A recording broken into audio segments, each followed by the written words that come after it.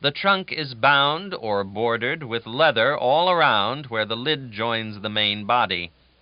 Many critics consider this leather too cold in tone, but I consider this its highest merit, since it was evidently made so to emphasize by contrast the impassioned fervor of the hasp.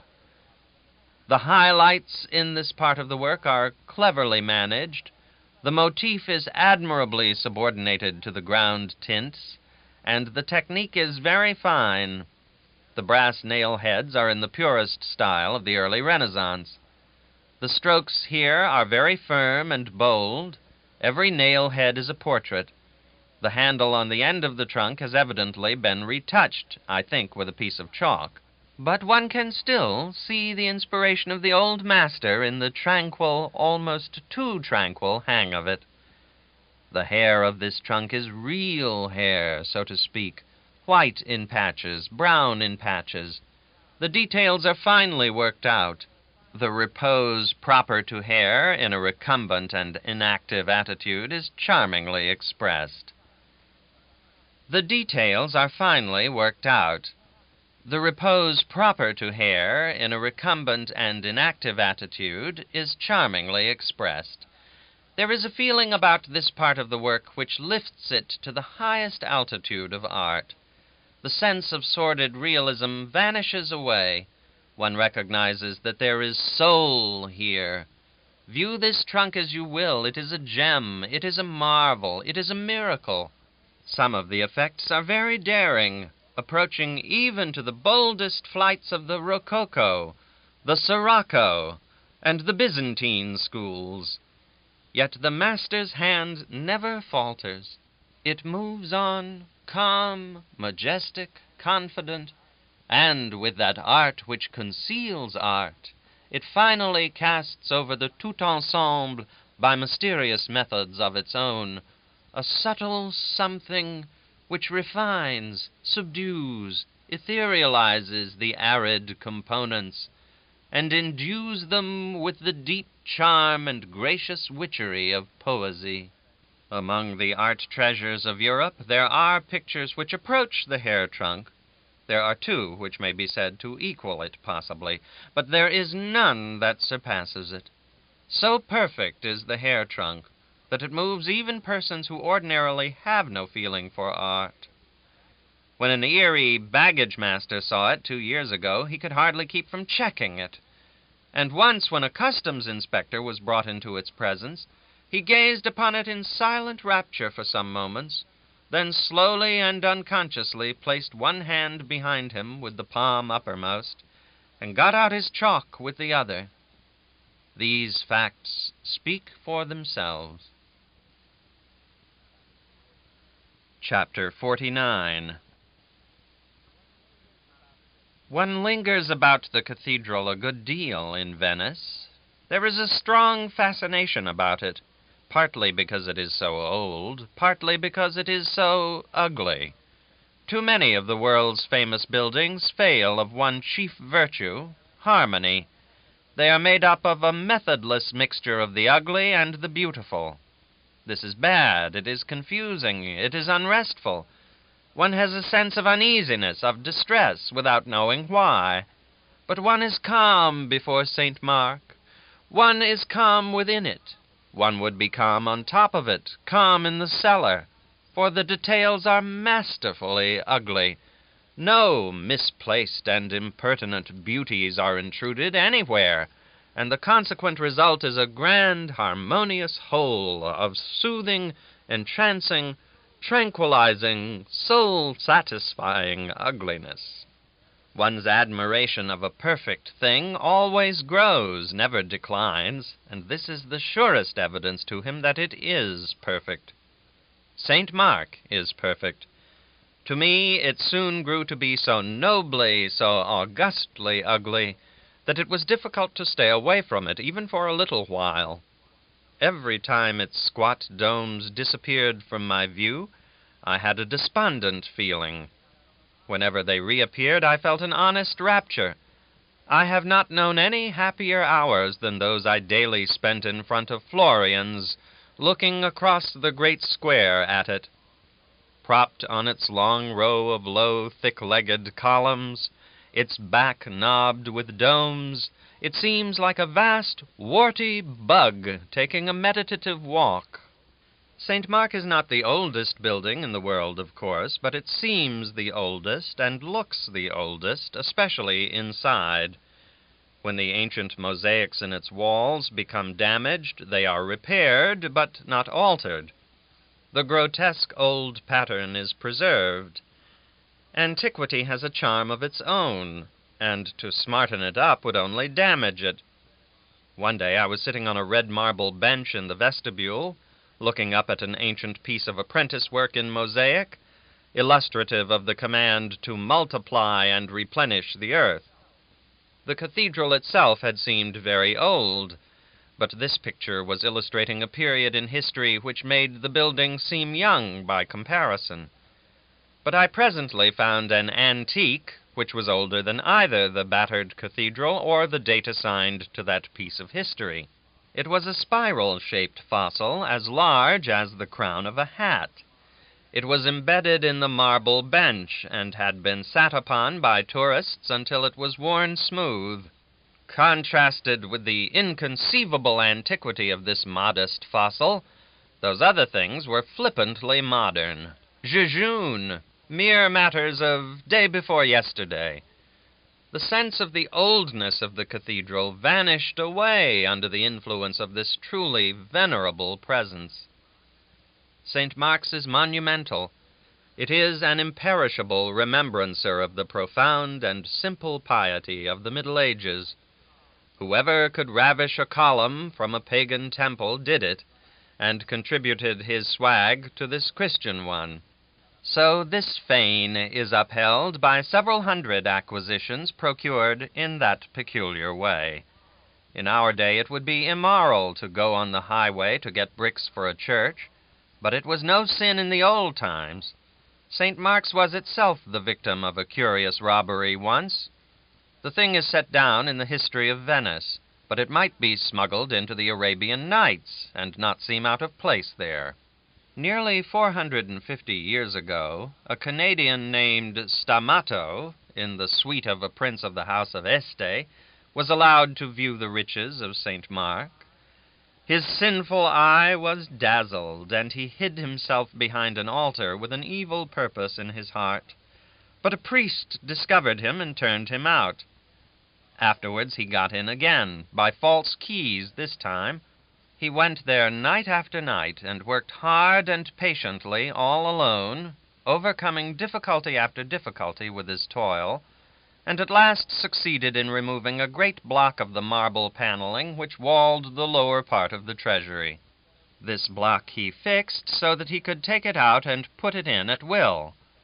After that, for weeks he spent all his midnights in his magnificent mine, inspecting it in security, gloating over its marvels at his leisure, and always slipping back to his obscure lodgings before dawn with a duke's ransom under his cloak.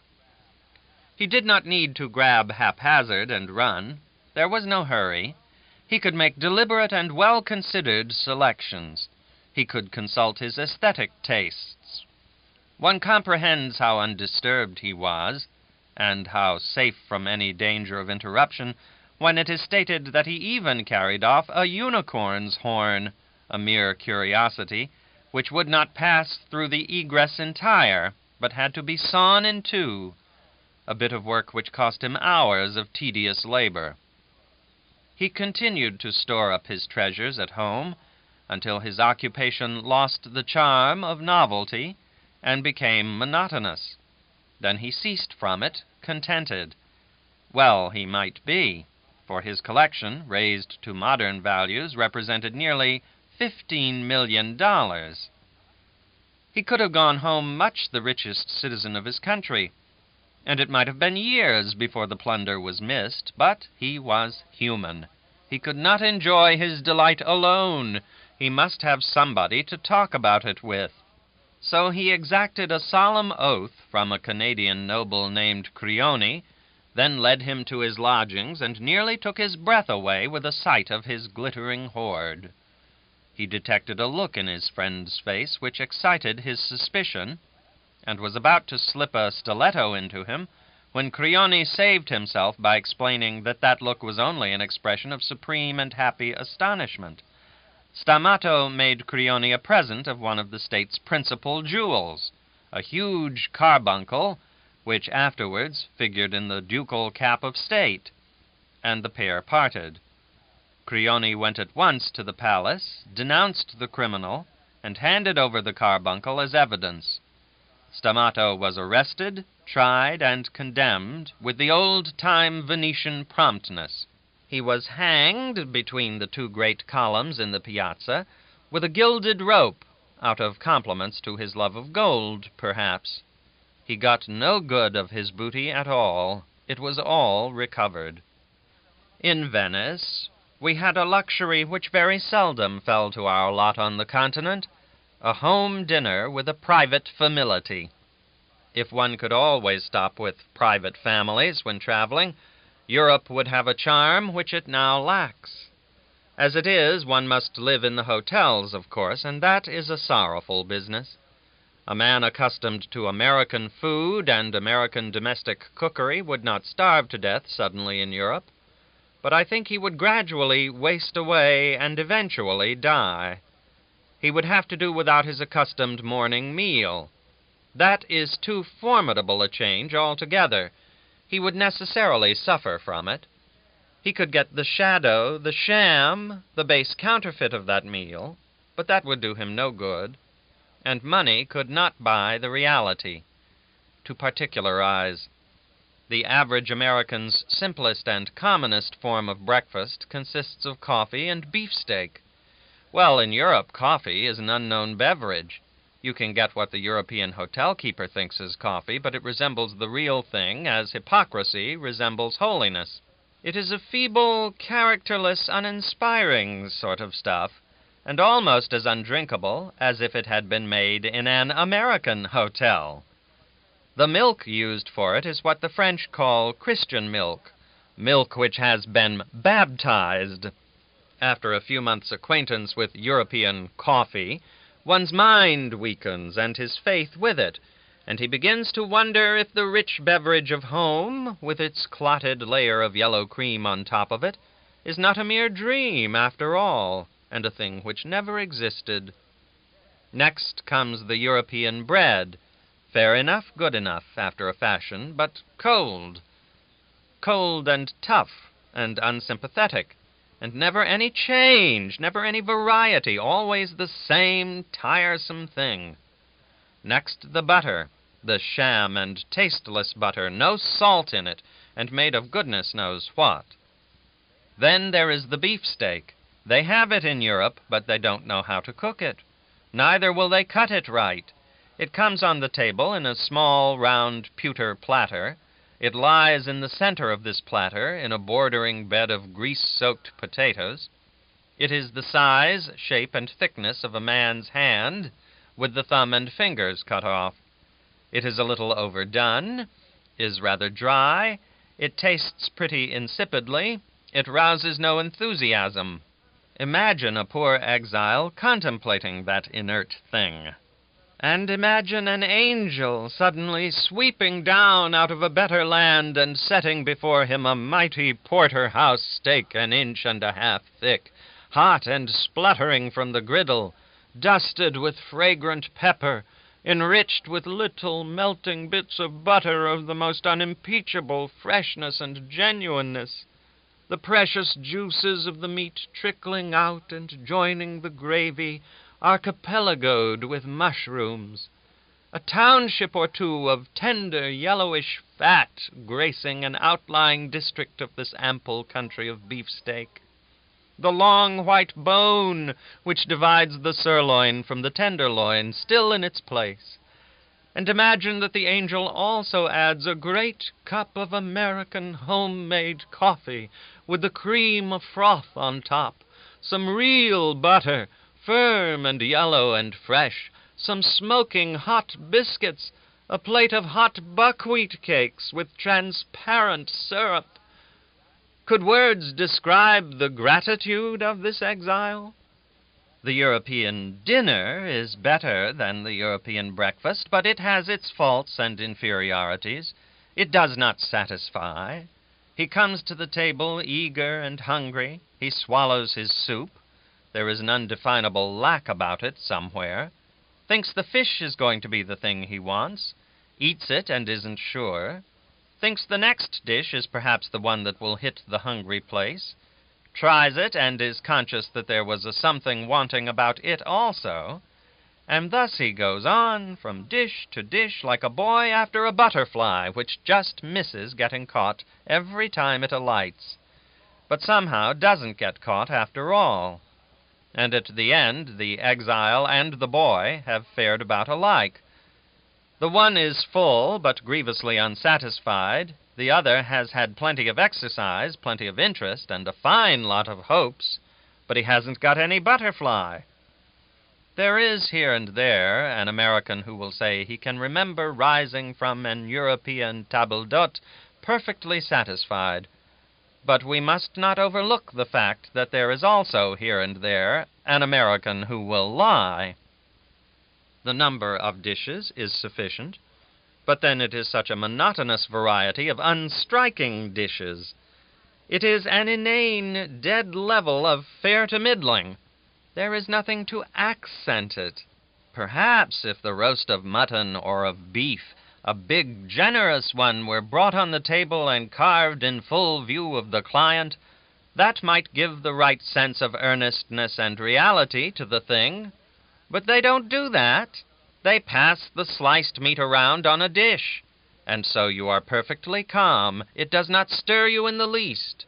Now a vast roast turkey, stretched on the broad of his back with his heels in the air, and the rich juices oozing from his fat sides. But I may as well stop there, for they would not know how to cook him. They can't even cook a chicken respectably, and as for carving it, they do that with a hatchet. This is about the customary table d'hôte bill in summer. Soup, characterless. Fish, sole, salmon, or whiting, usually tolerably good. Roast, mutton or beef, tasteless, and some last year's potatoes. A pâté or some other made dish, usually good, considering. One vegetable, brought on in state, and all alone, usually insipid lentils or string beans or indifferent asparagus. Roast chicken, as tasteless as paper. Lettuce salad, tolerably good. Decayed strawberries or cherries. Sometimes the apricots and figs are fresh, but this is no advantage, as these fruits are of no account anyway. The grapes are generally good, and sometimes there is a tolerably good peach, by mistake. The variations of the above bill are trifling. After a fortnight one discovers that the variations are only apparent, not real. In the third week you get what you had the first, and in the fourth week you get what you had the second. 3 or 4 months of this weary sameness will kill the robustest appetite. It has now been many months at the present writing since I have had a nourishing meal, but I shall soon have one, a modest private affair all to myself. I have selected a few dishes and made out a little bill of fare, which will go home in the steamer that precedes me, and be hot when I arrive, as follows: radishes, baked apples with cream, fried oysters, stewed oysters, frogs, porterhouse steak, Saratoga potatoes, broiled chicken American style, hot biscuits Southern style, hot wheat bread Southern style, hot buckwheat cakes, American toast, clear maple syrup, Virginia bacon broiled, blue points on the half shell, cherry stone clams, San Francisco mussels steamed, oyster soup, clam soup, Philadelphia terrapin soup, oysters roasted in shell Northern style, soft-shelled crabs, Connecticut shad, Baltimore perch, brook trout from Sierra Nevadas, lake trout from Tahoe, sheephead and croakers from New Orleans, black bass from the Mississippi, hot egg bread, Southern style, hot light bread, Southern style, buttermilk, iced sweet milk, apple dumplings with real cream, apple pie, apple fritters, American roast beef, roast turkey Thanksgiving style, American coffee with real cream, American butter, fried chicken Southern style, cranberry sauce, celery, roast wild turkey, woodcock, canvasback duck from Baltimore, prairie hens from Illinois, Missouri partridges broiled, possum, coon, Boston bacon and beans, bacon and greens, Southern style, hominy, boiled onions, turnips, pumpkins, squash, asparagus, butter beans, sweet potatoes, lettuce, succotash, string beans, mashed potatoes, ketchup, boiled potatoes in the skins, new potatoes minus their skins, early rose potatoes roasted in the ashes, Southern style, served hot, sliced tomatoes with sugar or vinegar, stewed tomatoes, green corn cut from the ear and served with butter and pepper, green corn on the ear, hot corn pone with chitlins, Southern style, hot hoe cake, Southern style, apple puffs, Southern style, peach cobbler, Southern style, peach pie, American mince pie, pumpkin pie, squash pie, all sorts of American pastry, fresh American fruits of all sorts, including strawberries, which are not to be doled out as if they were jewelry, but in a more liberal way, ice water, not prepared in the ineffectual goblet, but in the sincere and capable refrigerator. Americans intending to spend a year or so in European hotels will do well to copy this bill and carry it along. They will find it an excellent thing to get up an appetite with in the dispiriting presence of the squalid table d'hôte. Foreigners cannot enjoy our food, I suppose, any more than we can enjoy theirs. It is not strange, for tastes are made, not born. I might glorify my bill of fare until I was tired, but, after all, the Scotchman would shake his head and say, "Where's your haggis?" And the Fijian would sigh and say, "Where's your missionary?" I have a neat talent in matters pertaining to nourishment. This is met with professional recognition. I have often furnished recipes for cookbooks. Here are some designs for pies and things which I recently prepared for a friend's projected cookbook, but as I forgot to furnish diagrams and perspectives, they had to be left out, of course. Recipe for an ash cake. Take a lot of water and add to it a lot of coarse Indian meal and about a quarter of a lot of salt. Mix well together, knead into the form of a pone, and let the pone stand a while, not on its edge, but the other way. Rake away a place among the embers, lay it there, and cover it an inch deep with hot ashes. When it is done, remove it, blow off all the ashes but one layer, butter that one, and eat. N.B. No household should ever be without this talisman. It has been noticed that tramps never return for another ash cake. Recipe for New England pie. To make this excellent breakfast dish, proceed as follows. Take a sufficiency of water and a sufficiency of flour and construct a bullet-proof dough. Work this into the form of a disc, with the edges turned up some 3/4 of an inch. Toughen and kiln dry it a couple of days in a mild but unvarying temperature. Construct a cover for this redoubt in the same way and of the same material. Fill with stewed dried apples. Aggravate with cloves, lemon peel, and slabs of citron. Add 2 portions of New Orleans sugar. Then solder on the lid and set in a safe place till it petrifies. Serve cold at breakfast and invite your enemy. Recipe for German coffee. Take a barrel of water and bring it to a boil. Rub a chicory berry against a coffee berry, then convey the former into the water. Continue the boiling and evaporation until the intensity of the flavor and aroma of the coffee and chicory has been diminished to a proper degree. Then set aside to cool. Now unharness the remains of a once cow from the plow, insert them in a hydraulic press, and when you shall have acquired a teaspoonful of that pale blue juice which a German superstition regards as milk, modify the malignity of its strength in a bucket of tepid water, and wring up the breakfast. Mix the beverage in a cold cup, partake with moderation, and keep a wet rag around your head to guard against overexcitement. To carve fowls in the German fashion. Use a club and avoid the joints. Chapter 50. I wonder why some things are. For instance, art is allowed as much indecent license today as in earlier times, but the privileges of literature in this respect have been sharply curtailed within the past 80 or 90 years. Fielding and Smollett could portray the beastliness of their day in the beastliest language. We have plenty of foul subjects to deal with in our day, but we are not allowed to approach them very near, even with nice and guarded forms of speech. But not so with art. The brush may still deal freely with any subject, however revolting or indelicate. It makes a body ooze sarcasm at every pore to go about Rome and Florence and see what this last generation has been doing with the statues.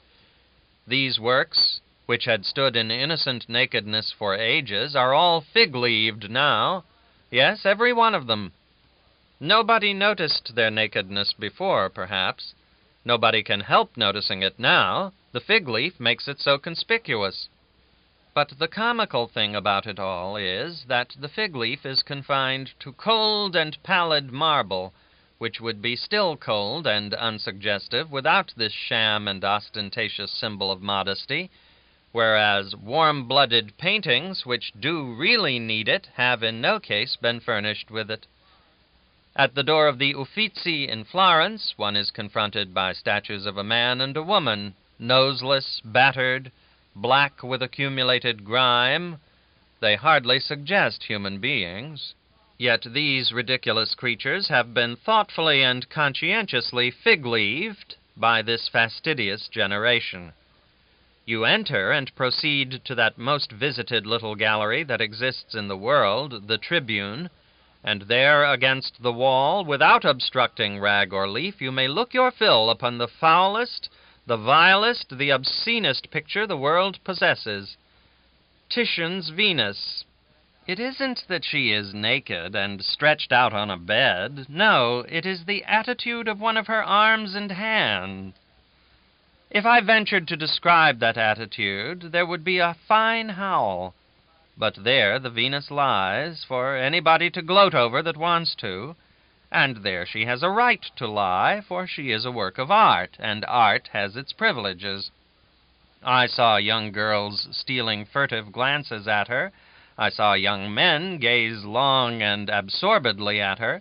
I saw aged, infirm men hang upon her charms with a pathetic interest. How I should like to describe her, just to see what a holy indignation I could stir up in the world, just to hear the unreflecting average man deliver himself about my grossness and coarseness and all that. The world says that no worded description of a moving spectacle is 100th part as moving as the same spectacle seen with one's own eyes.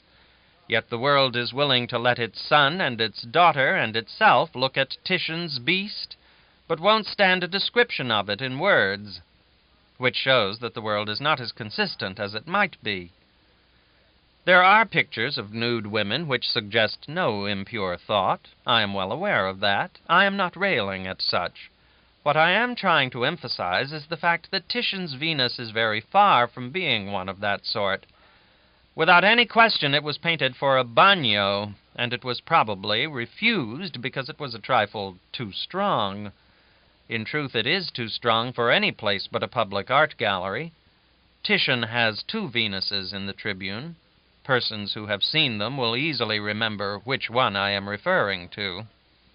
In every gallery in Europe there are hideous pictures of blood, carnage, oozing brains, putrefaction, pictures portraying intolerable suffering, pictures alive with every conceivable horror, wrought out in dreadful detail, and similar pictures are being put on the canvas every day and publicly exhibited, without a growl from anybody, for they are innocent, they are inoffensive, being works of art. But suppose a literary artist ventured to go into a painstaking and elaborate description of one of these grisly things, the critics would skin him alive. Well, let it go. It cannot be helped. Art retains her privileges. Literature has lost hers. Somebody else may cipher out the whys and the wherefores and the consistencies of it.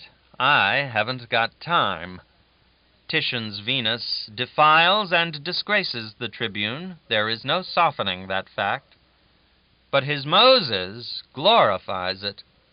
The simple truthfulness of this noble work wins the heart and the applause of every visitor, be he learned or ignorant. After wearying oneself with the acres of stuffy, sappy, expressionless babies that populate the canvases of the old masters in Italy, it is refreshing to stand before this peerless child and feel that thrill which tells you you are at last in the presence of the real thing. This is a human child.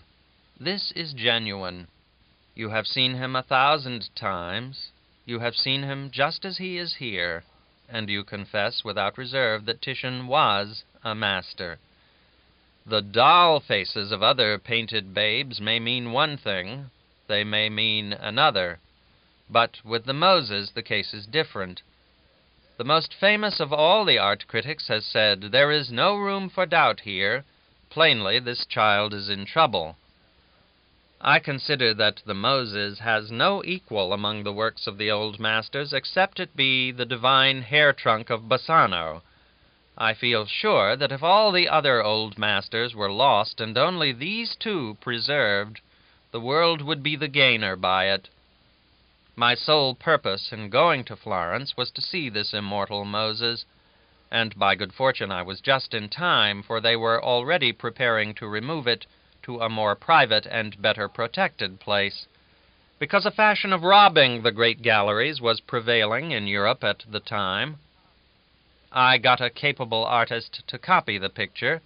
Panamaker, the engraver of Doré's books, engraved it for me, and I have the pleasure of laying it before the reader as the frontispiece to this volume.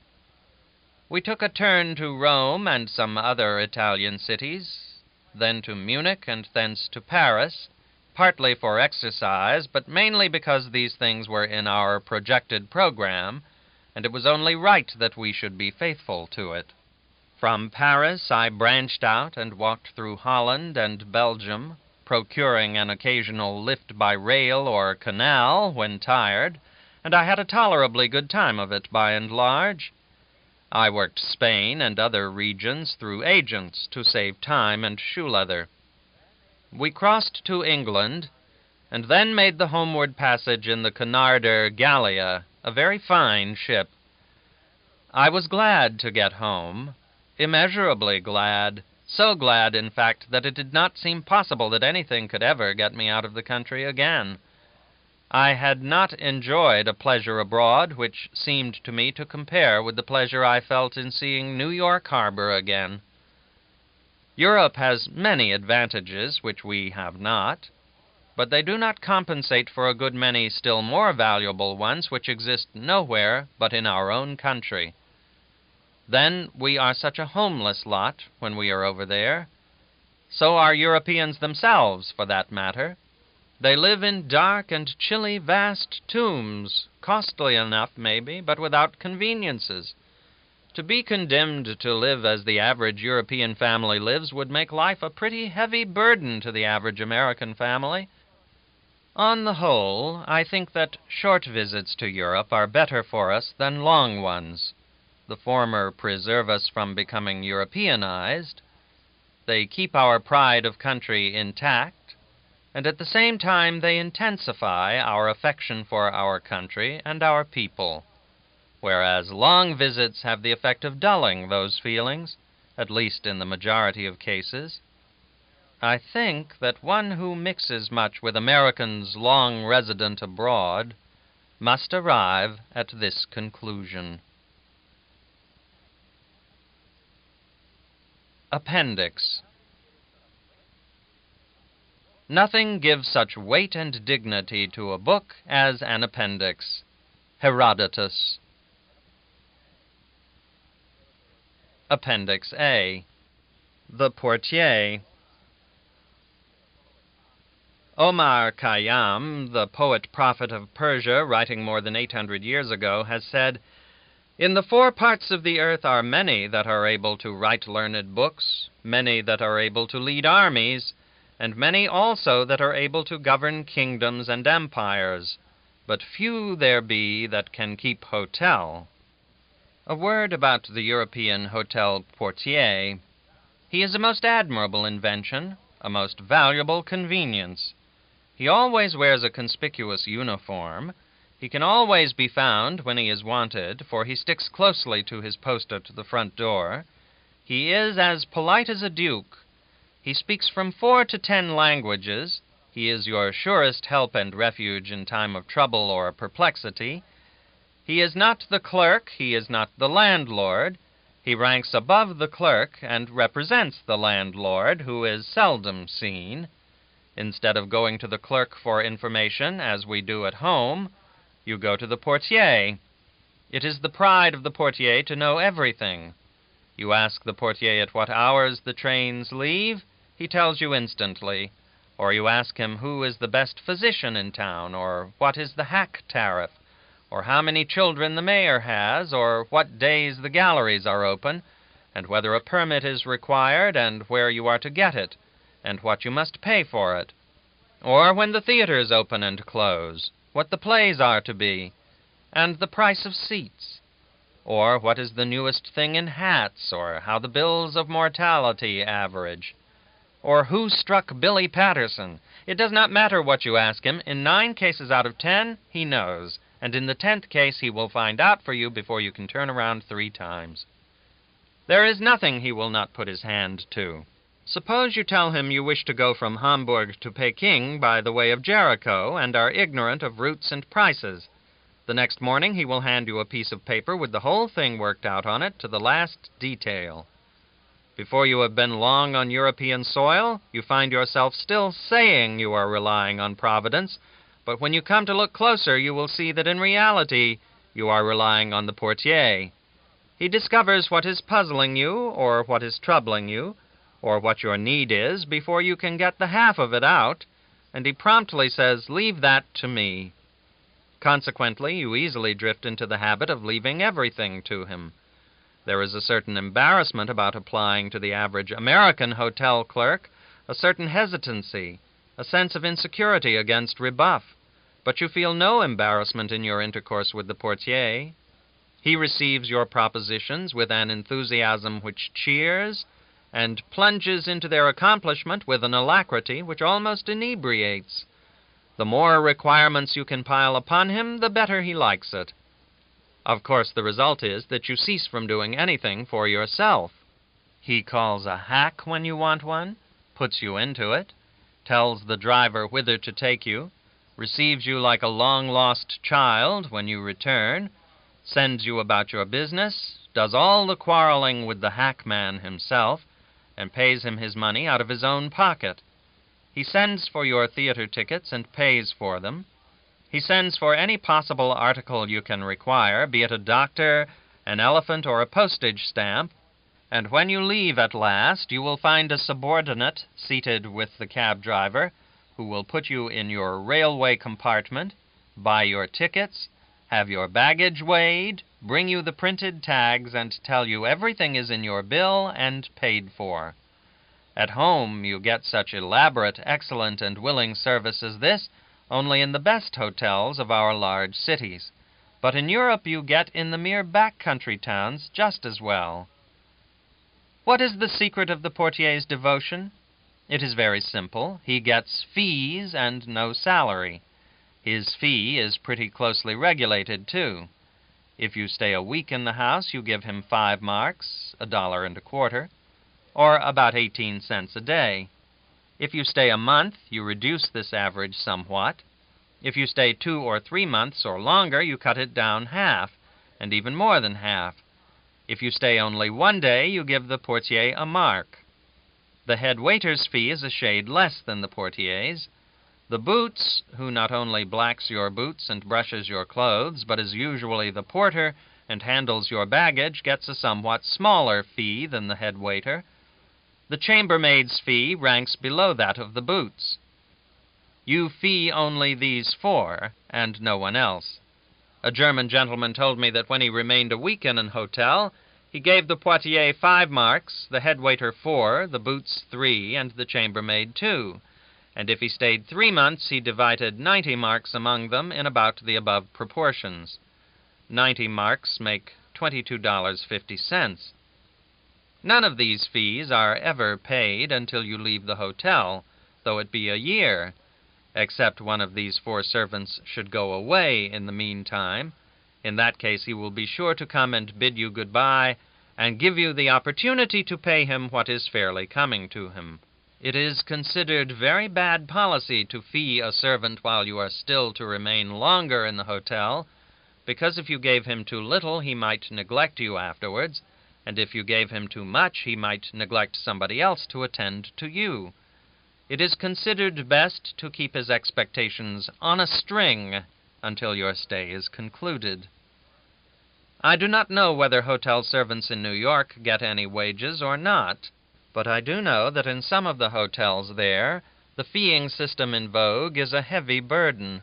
The waiter expects a quarter at breakfast and gets it. You have a different waiter at luncheon, and so he gets a quarter. Your waiter at dinner is another stranger, consequently he gets a quarter. The boy who carries your satchel to your room and lights your gas fumbles around and hangs around significantly, and you fee him to get rid of him. Now you may ring for ice water, and 10 minutes later a lemonade, and 10 minutes afterward for a cigar, and by and by for a newspaper, and what is the result? Why, a new boy has appeared every time, and fooled and fumbled around until you have paid him something. Suppose you boldly put your foot down and say it is the hotel's business to pay its servants, and suppose you stand your ground and stop feeing. You will have to ring your bell 10 or 15 times before you get a servant there, and when he goes to fill your order, you will grow old and infirm before you see him again.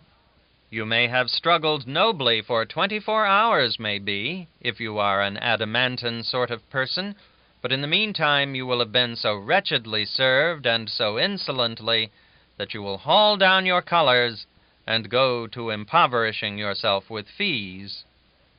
It seems to me that it would be a happy idea to import the European feeing system into America. I believe it would result in getting even the bells of the Philadelphia hotels answered and cheerful service rendered. The greatest American hotels keep a number of clerks and a cashier, and pay them salaries which mount up to a considerable total in the course of a year. The great continental hotels keep a cashier on a trifling salary, and a portier who pays the hotel a salary. By the latter system, both the hotel and the public save money and are better served than by our system. One of our consuls told me that the portier of a great Berlin hotel paid $5,000 a year for his position, and yet cleared $6,000 for himself.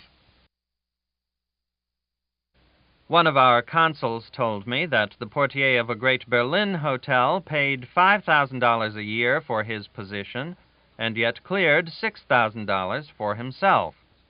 The position of portier in the chief hotels of Saratoga, Long Branch, New York, and similar centers of resort would be one which the holder could afford to pay even more than $5,000 for, perhaps.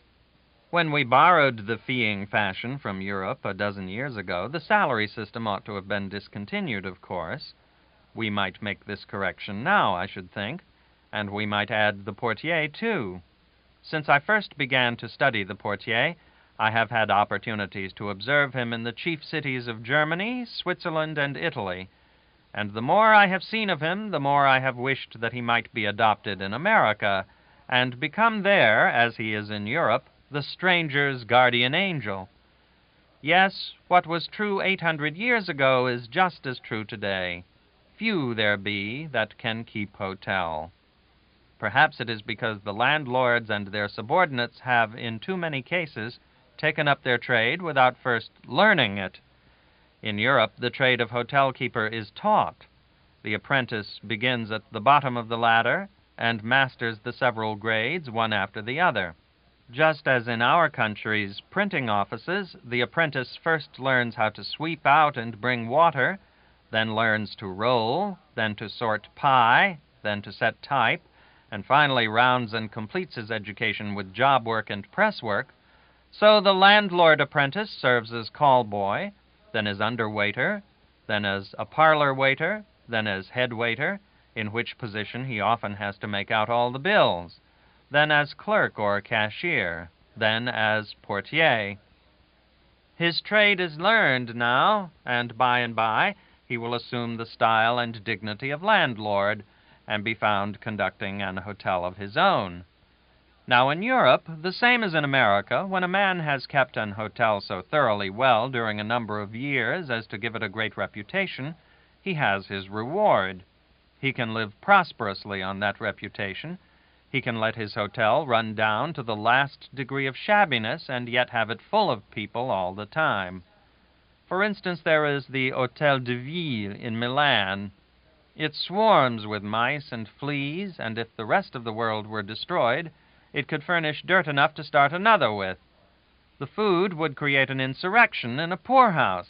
And yet, if you go outside to get your meals, that hotel makes up its loss by overcharging you on all sorts of trifles, and without making any denials or excuses about it either. But the Hôtel de Ville's old excellent reputation still keeps its dreary rooms crowded with travelers who would be elsewhere if they had only had some wise friend to warn them. Appendix B. Heidelberg Castle. Heidelberg Castle must have been very beautiful before the French battered and bruised and scorched it 200 years ago. The stone is brown with a pinkish tint and does not seem to stain easily. The dainty and elaborate ornamentation upon its two chief fronts is as delicately carved as if it had been intended for the interior of a drawing room rather than for the outside of a house. Many fruit and flower clusters, human heads, and grim projecting lions' heads are still as perfect in every detail as if they were new. But the statues which are ranked between the windows have suffered. These are life-size statues of old-time emperors, electors, and similar grandees, clad in mail and bearing ponderous swords.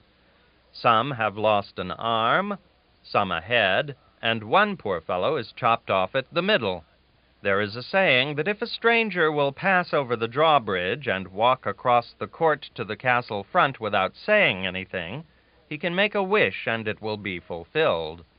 But they say that the truth of this thing has never had a chance to be proved, for the reason that before any stranger can walk from the drawbridge to the appointed place, the beauty of the palace front will extort an exclamation of delight from him.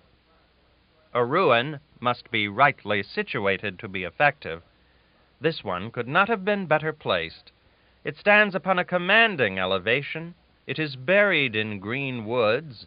There is no level ground about it, but on the contrary there are wooded terraces upon terraces, and one looks down through shining leaves into profound chasms and abysses where twilight reigns and the sun cannot intrude.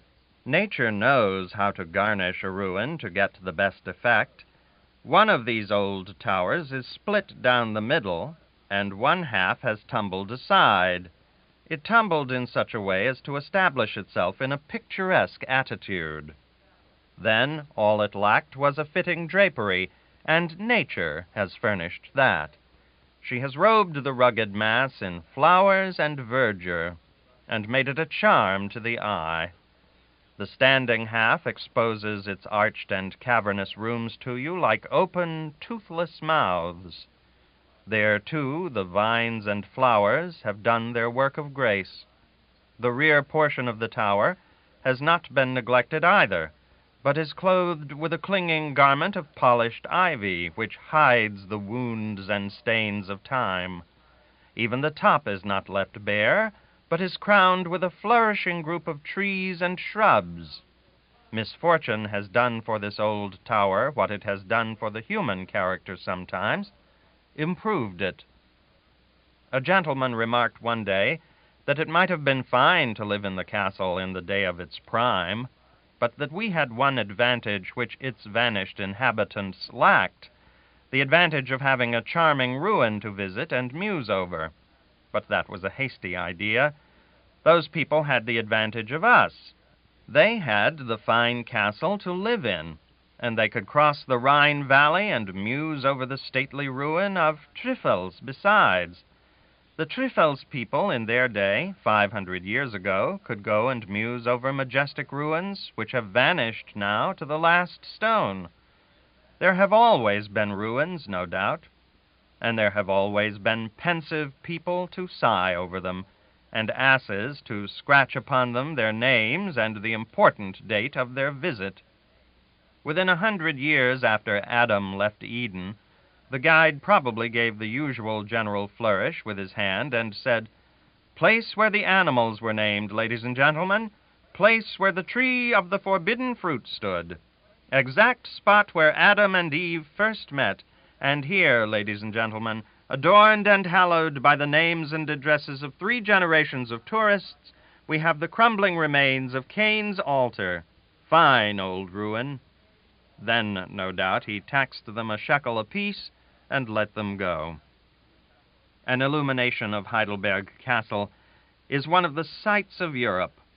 The castle's picturesque shape, its commanding situation midway up the steep and wooded mountainside, its vast size, these features combine to make an illumination a most effective spectacle. It is necessarily an expensive show, and consequently rather infrequent. Therefore, whenever one of these exhibitions is to take place, the news goes about in the papers, and Heidelberg is sure to be full of people on that night. I and my agent had one of these opportunities and improved it. About 7:30 on the appointed evening, we crossed the lower bridge with some American students in a pouring rain, and started up the road which borders the Neunheim side of the river. This roadway was densely packed with carriages and foot passengers, the former of all ages and the latter of all ages and both sexes. This black and solid mass was struggling painfully onward through the slop, the darkness, and the deluge. We waded along for 3/4 of a mile, and finally took up a position in an unsheltered beer garden directly opposite the castle. We could not see the castle, or anything else for that matter, but we could dimly discern the outlines of the mountain over the way through the pervading blackness, and knew whereabouts the castle was located. We stood on one of the 100 benches in the garden under our umbrellas. The other 99 were occupied by standing men and women, and they also had umbrellas. All the region round about and up and down the river road was a dense wilderness of humanity, hidden under an unbroken pavement of carriage tops and umbrellas. Thus we stood during 2 drenching hours. No rain fell on my head, but the converging whalebone points of a dozen neighboring umbrellas poured little cooling streams of water down my neck, and sometimes into my ears, and thus kept me from getting hot and impatient. I had the rheumatism, too, and had heard that this was good for it. Afterwards, however, I was led to believe that the water treatment is not good for rheumatism. There were even little girls in that dreadful place. A man held one in his arms, just in front of me, for as much as an hour, with umbrella drippings soaking into her clothing all the time. In the circumstances, 2 hours was a good while for us to have to wait. But when the illumination did at last come, we felt repaid. It came unexpectedly, of course. Things always do that have been long looked and longed for. With a perfectly breathtaking suddenness, several vast sheaves of vari-colored rockets were vomited skyward out of the black throats of the castle towers, accompanied by a thundering crash of sound, and instantly every detail of the prodigious ruin stood revealed against the mountainside, and glowing on an almost intolerable splendor of fire and color. For some little time the whole building was a blinding crimson mass. The towers continued to spout thick columns of rockets aloft, and overhead the sky was radiant with arrowy bolts which clove their way to the zenith, paused, curved gracefully downward, then burst into brilliant fountain sprays of richly colored sparks. The red fires died slowly down within the castle, and presently the shell grew nearly black outside. The angry glare that shone out through the broken arches and innumerable sashless windows now reproduced the aspect which the castle must have borne in the old time, when the French spoilers saw the monster bonfire which they had made there fading and smoldering towards extinction. While we still gazed and enjoyed, the ruin was suddenly enveloped in rolling and tumbling volumes of vaporous green fire, then in dazzling purple ones. Then a mixture of many colors followed, and drowned the great fabric in its blended splendors. Meantime, the nearest bridge had been illuminated, and from several rafts anchored in the river, meteor showers of rockets, Roman candles, bombs, serpents, and Catherine wheels were being discharged in wasteful profusion into the sky. A marvelous sight indeed to a person as little used to such spectacles as I was. For a while the whole region about us seemed as bright as day, and yet the rain was falling in torrents all the time. The evening's entertainment presently closed, and we joined the innumerable caravan of half-drowned spectators and waded home again. The castle grounds are very ample and very beautiful, and as they joined the hotel grounds, with no fences to climb, but only some nobly shaded stone stairways to descend, we spent a part of nearly every day in idling through their smooth walks and leafy groves. There was an attractive spot among the trees, where were a great many wooden tables and benches, and there one could sit in the shade and pretend to sip at his foamy beaker of beer while he inspected the crowd. I say pretend because I only pretended to sip without really sipping. That is the polite way. But when you are ready to go, you empty the beaker at a draught. There was a brass band, and it furnished excellent music every afternoon. Sometimes so many people came that every seat was occupied, every table filled, and never a rough in the assemblage, all nicely dressed fathers and mothers, young gentlemen and ladies and children, and plenty of university students and glittering officers, with here and there a gray professor, or a peaceful old lady with her knitting, and always a sprinkling of gawky foreigners. Everybody had his glass of beer before him, or his cup of coffee, or his bottle of wine, or his hot cutlet and potatoes. Young ladies chatted or fanned themselves, or wrought at their crocheting or embroidering. The students fed sugar to their dogs, or discussed duels, or illustrated new fencing tricks with their little canes. And everywhere was comfort and enjoyment, and everywhere peace and goodwill to men. The trees were jubilant with birds, and the paths with rollicking children. One could have a seat in that place and plenty of music any afternoon for about 8 cents, or a family ticket for the season for $2.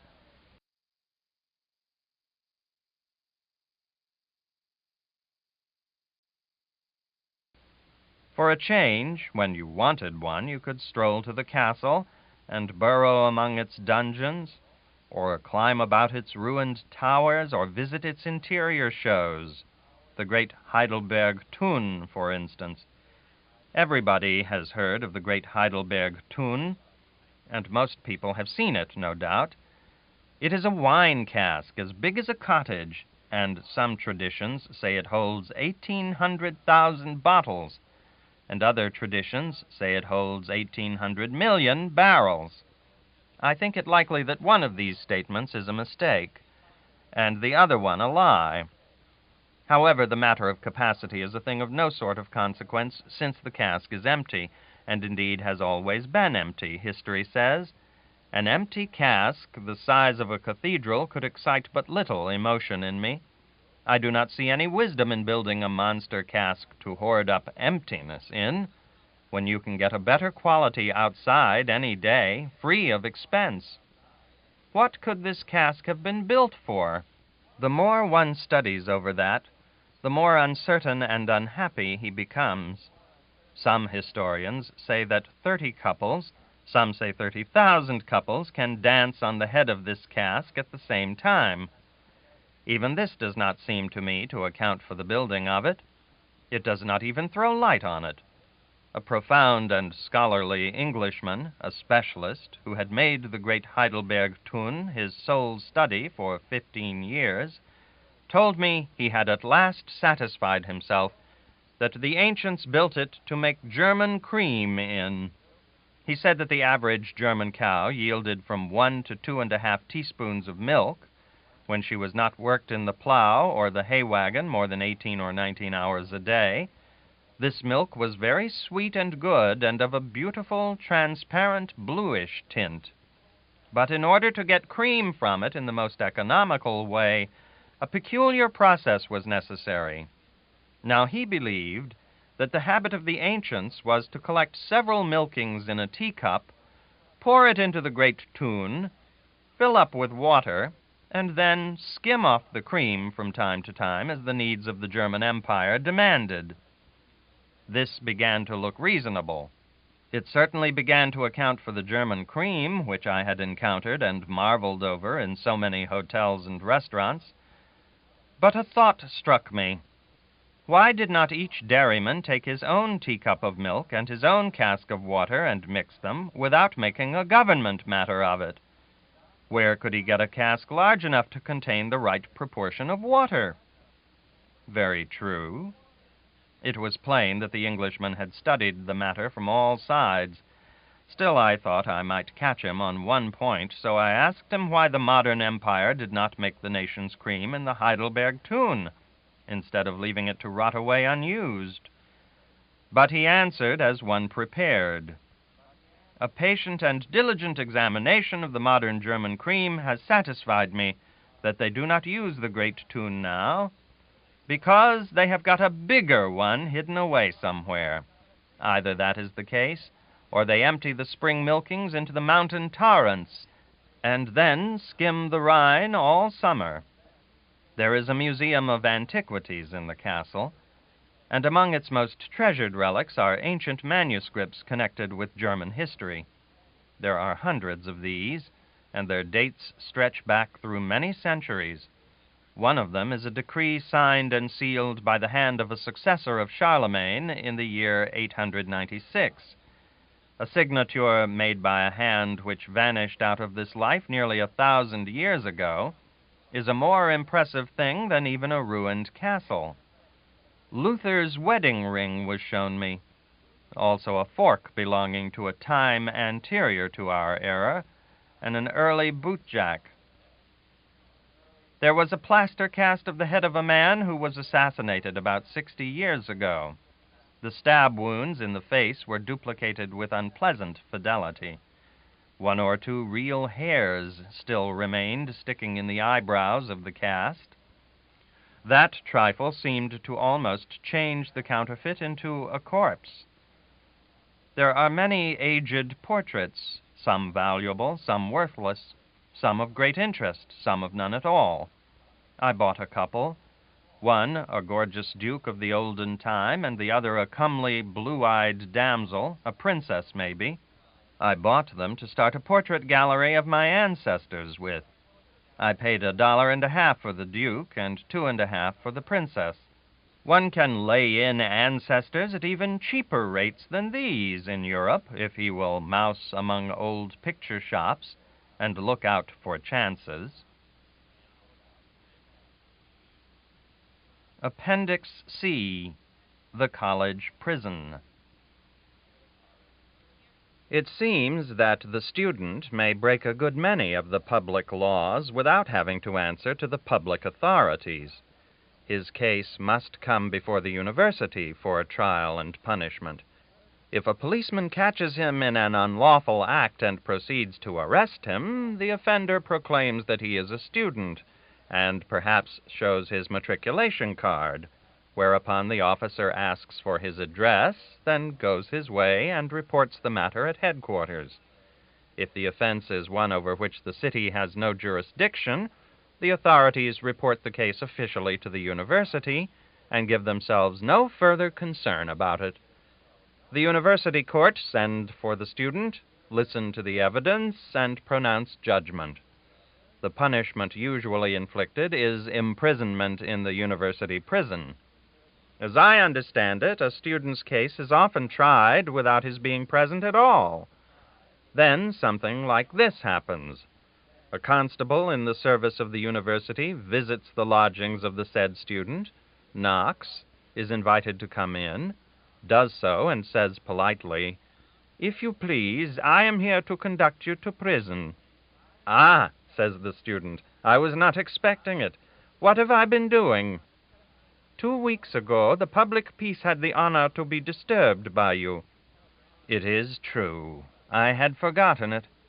"Very well, I have been complained of, tried, and found guilty. Is that it?" "Exactly. You are sentenced to 2 days' solitary confinement in the college prison, and I am sent to fetch you." Student. "Oh, I can't go today." Officer. "If you please, why?" Student. "Because I've got an engagement." Officer. "Tomorrow, then, perhaps?" Student. "No, I am going to the opera tomorrow." Officer. "Could you come Friday?" Student, reflectively. "Let me see. Friday. I don't seem to have anything on hand Friday." Officer. "Then, if you please, I will expect you on Friday." Student. "All right, I'll come around Friday." Officer. "Thank you. Good day, sir." Student. "Good day." So on Friday, the student goes to the prison of his own accord and is admitted.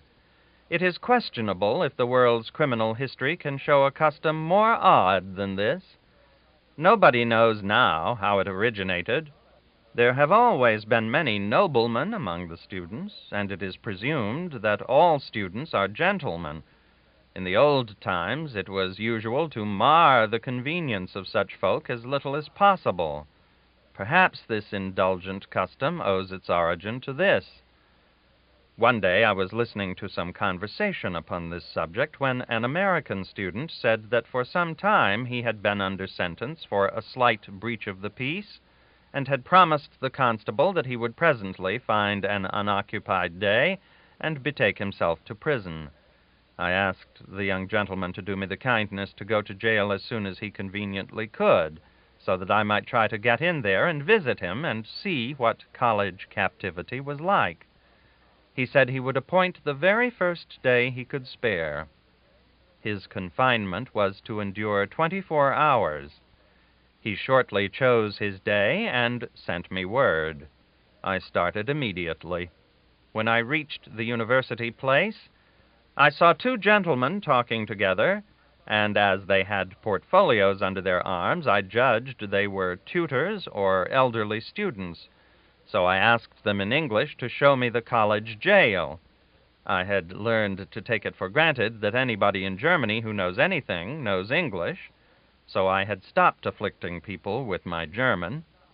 These gentlemen seemed a trifle amused, and a trifle confused, too, but one of them said he would walk around the corner with me and show me the place. He asked me why I wanted to get in there, and I said to see a friend, and for curiosity. He doubted if I would be admitted, but volunteered to put in a word or two for me with the custodian. He rang the bell, a door opened, and we stepped into a paved way, and then into a small living room, where we were received by a hearty and good-natured German woman of 50. She threw up her hands with a surprised, "Ach Gott, Herr Professor," and exhibited a mighty deference for my new acquaintance. By the sparkle in her eye, I judged she was a good deal amused, too. The Herr Professor talked to her in German, and I understood enough of it to know that he was bringing very plausible reasons to bear for admitting me. They were successful, so the Herr Professor received my earnest thanks and departed. The old dame got her keys, took me up 2 or 3 flights of stairs, unlocked a door, and we stood in the presence of the criminal.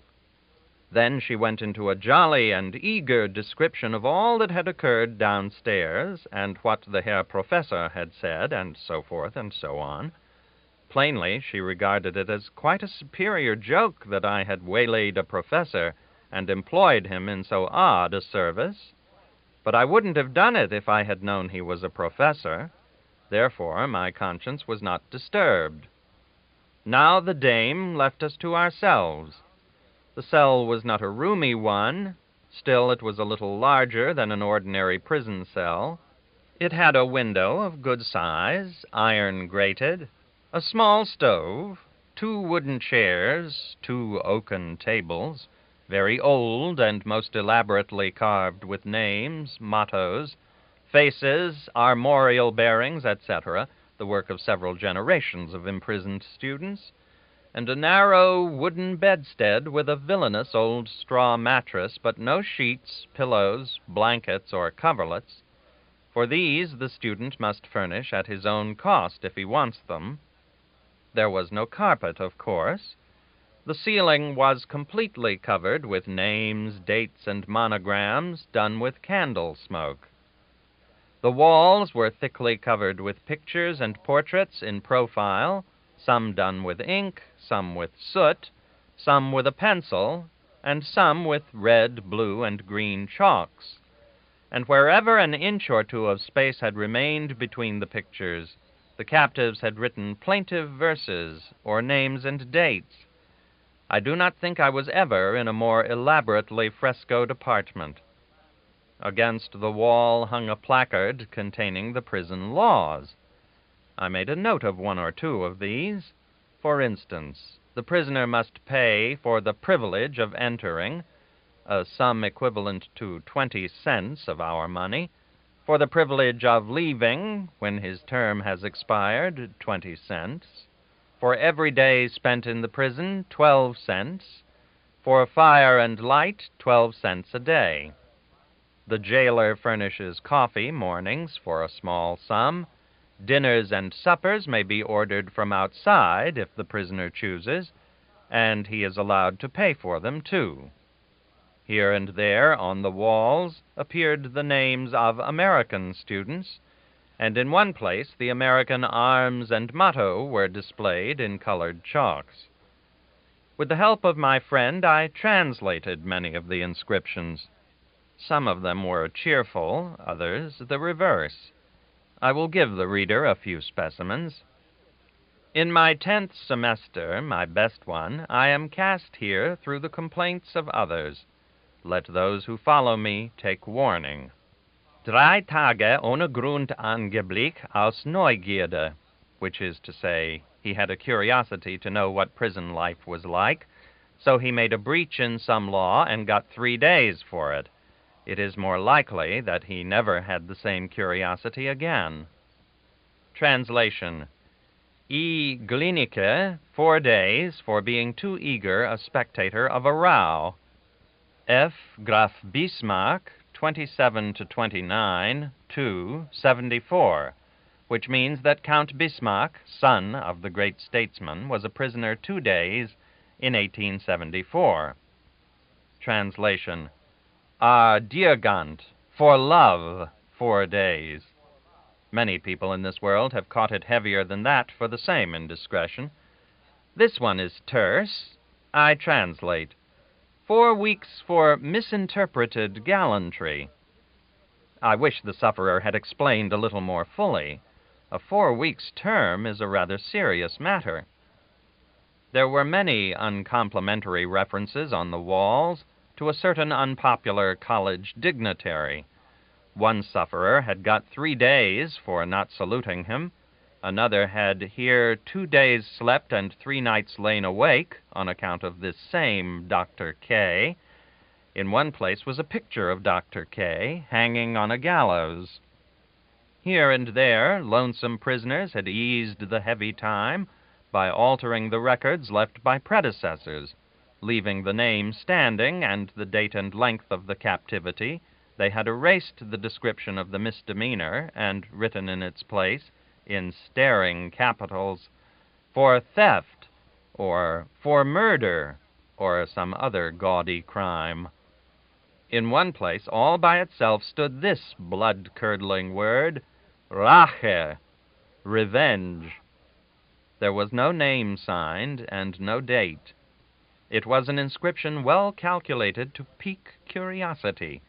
One would greatly like to know the nature of the wrong that had been done and what sort of vengeance was wanted, and whether the prisoner ever achieved it or not. But there was no way of finding out these things. Occasionally a name was followed simply by the remark, 2 days for disturbing the peace, and without comment upon the justice or injustice of the sentence. In one place was a hilarious picture of a student of the Green Cap Corps with a bottle of champagne in each hand, and below was the legend, "These make an evil fate endurable."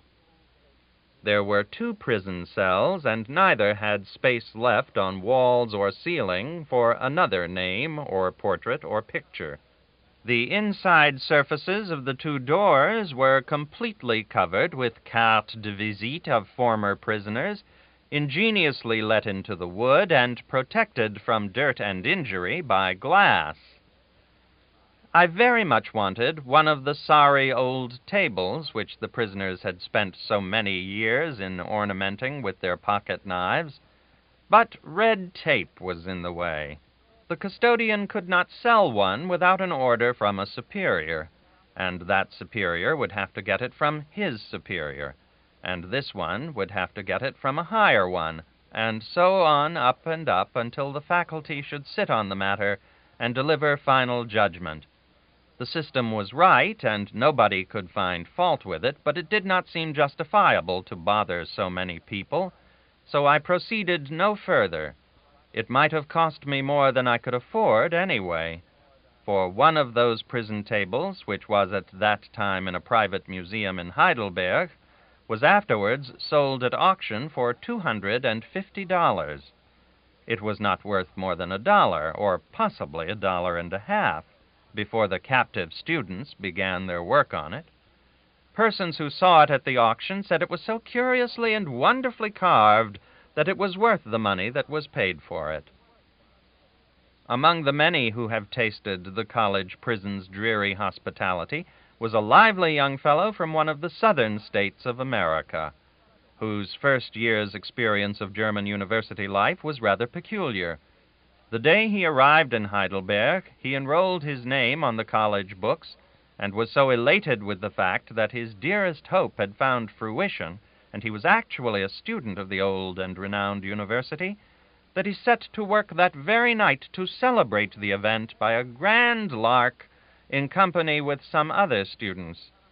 In the course of his lark, he managed to make a wide breach in one of the university's most stringent laws.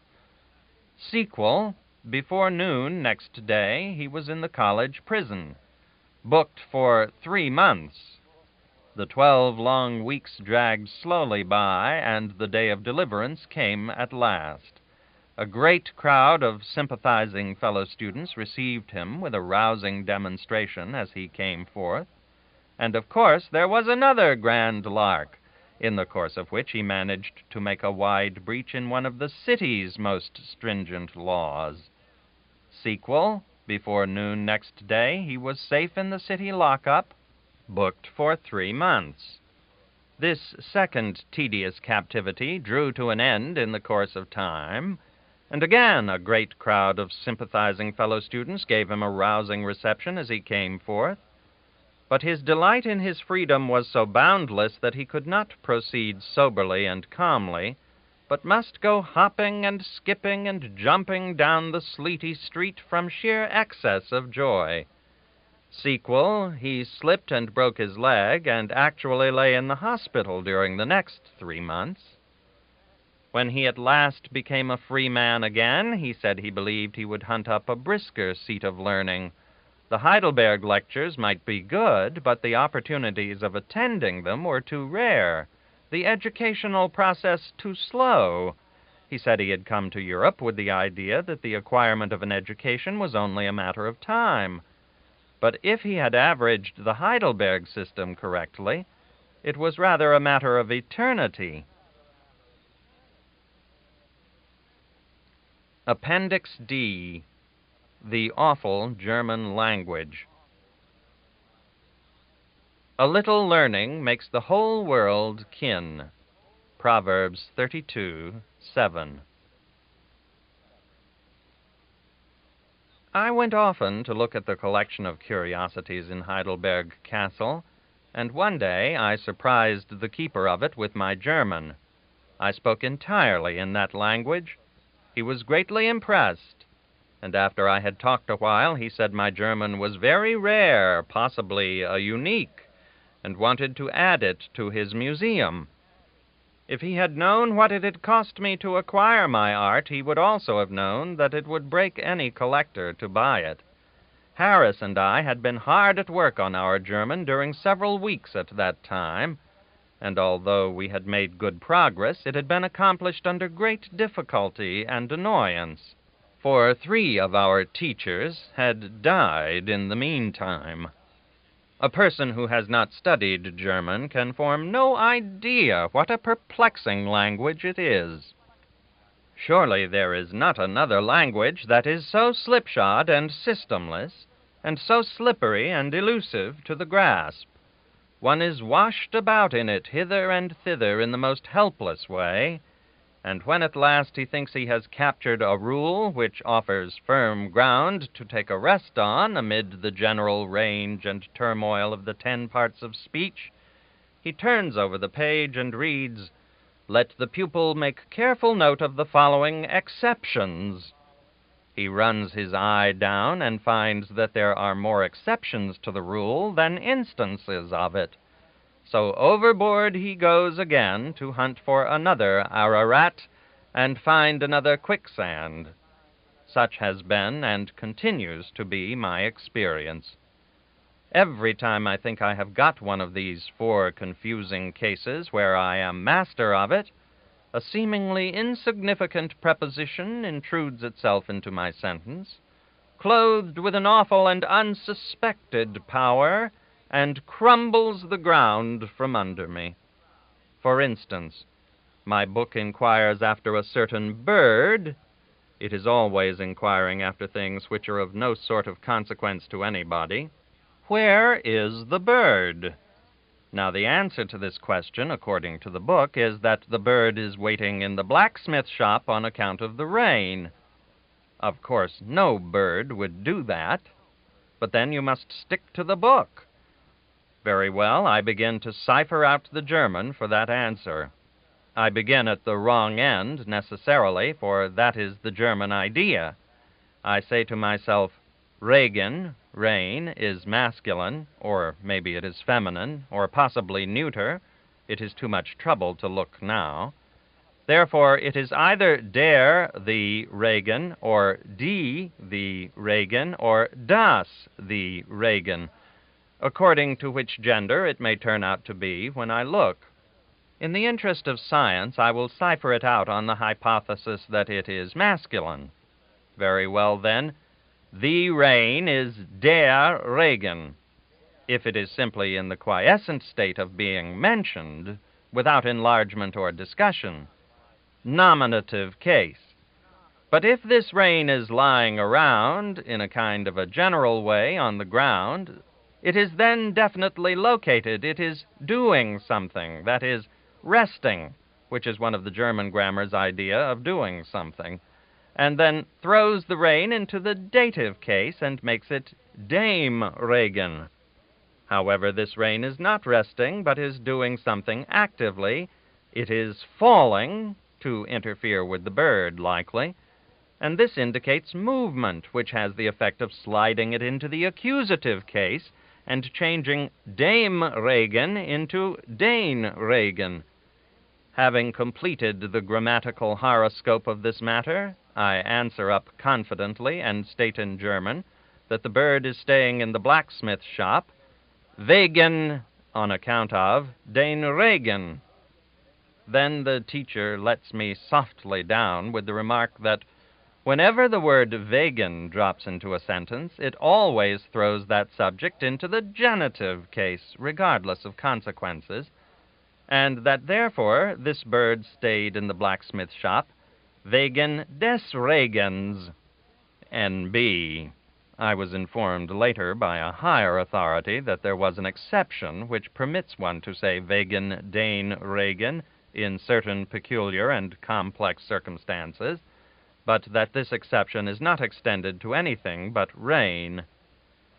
There are 10 parts of speech, and they are all troublesome.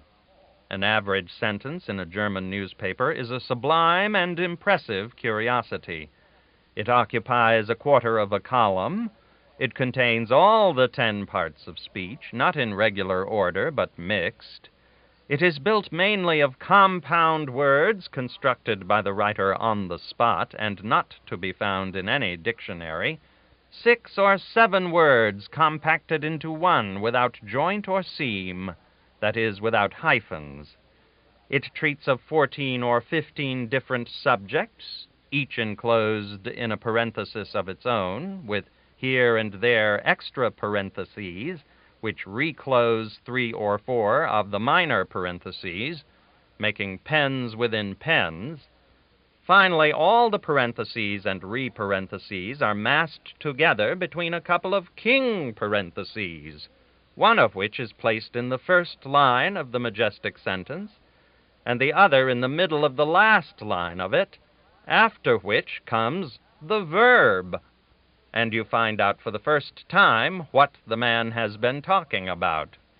And after the verb, merely by way of ornament, as far as I can make out, the writer shovels in haben, sind, gewesen, gehabt, haben, geworden, sein, or words to that effect, and the monument is finished. I suppose that this closing hurrah is in the nature of the flourish to a man's signature, not necessary, but pretty. I suppose that this closing hurrah is in the nature of the flourish to a man's signature, not necessary, but pretty. German books are easy enough to read when you hold them before the looking-glass or stand on your head so as to reverse the construction, but I think that to learn and understand a German newspaper is a thing which must always remain an impossibility to a foreigner.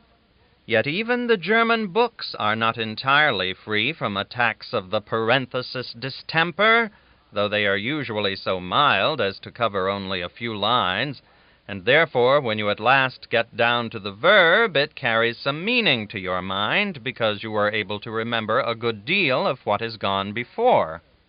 Now, here is a sentence from a popular and excellent German novel, with a slight parenthesis in it. I will make a perfectly literal translation and throw in the parenthesis marks and some hyphens for the assistance of the reader, though in the original there are no parenthesis marks or hyphens, and the reader is left to flounder through to the remote verb the best way he can. But when he upon the street the parenthesis, in satin and silk covered now very unconstrainedly after the newest fashion dressed parenthesis, government councillor's wife met, etc., etc., Wenn aber auf der Straße der in Samt und Seide gehüllten, jetzt sehr ungeniert nach der neuesten Mode gekleideten Regierungsratin begegnet. That is from The Old Mamselle's Secret by Mrs. Marlitt, and that sentence is constructed upon the most approved German model. You observe how far that verb is from the reader's base of operations.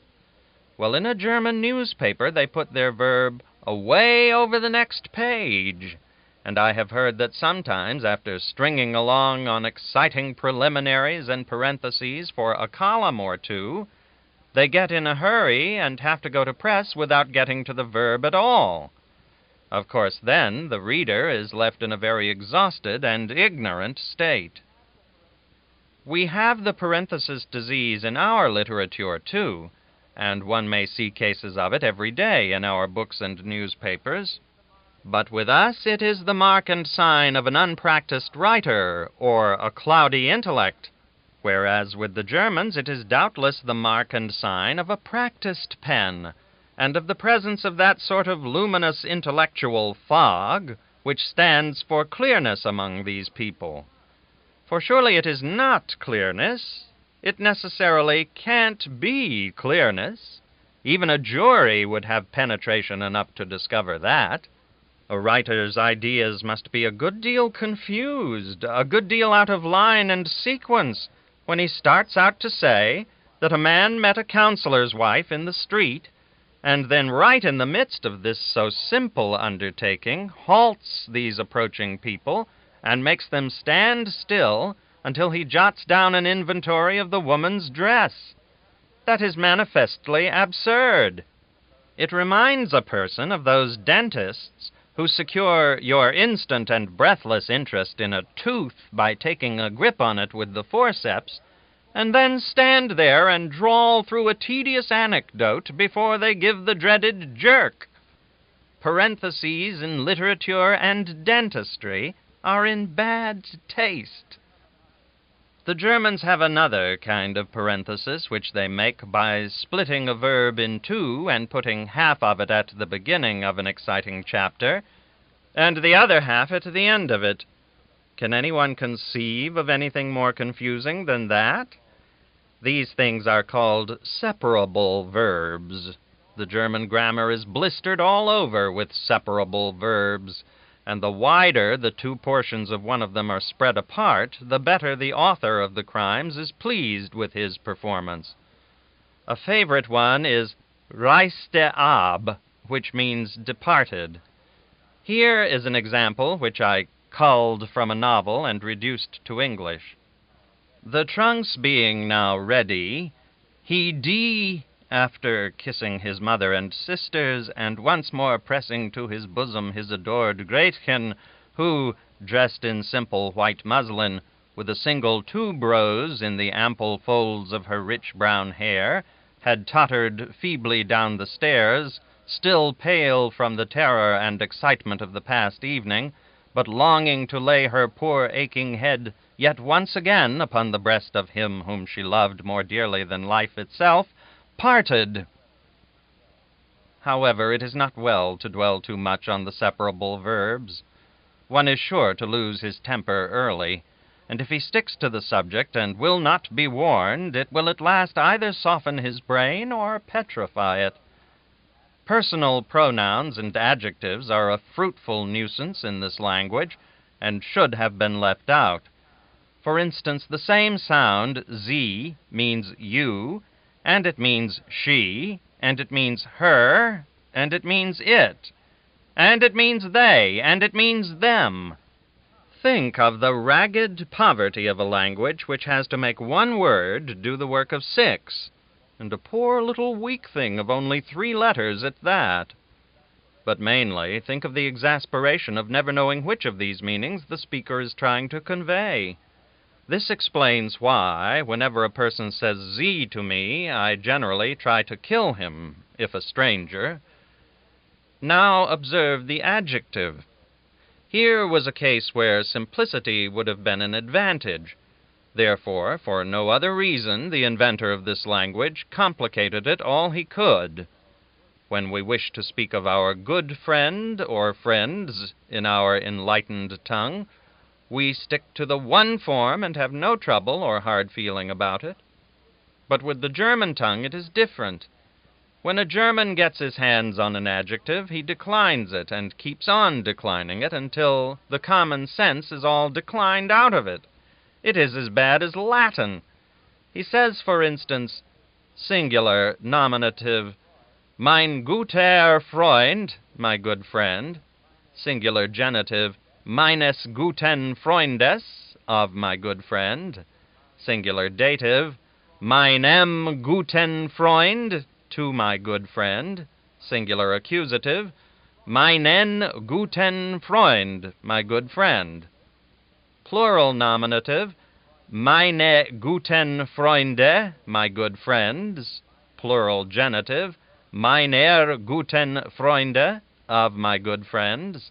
Plural dative, meinen guten Freunden, to my good friends. Plural accusative, meine guten Freunde, my good friends. Now let the candidate for the asylum try to memorize those variations and see how soon he will be elected. One might better go without friends in Germany than take all this trouble about them. I have shown what a bother it is to decline a good male friend. Well, this is only a third of the work.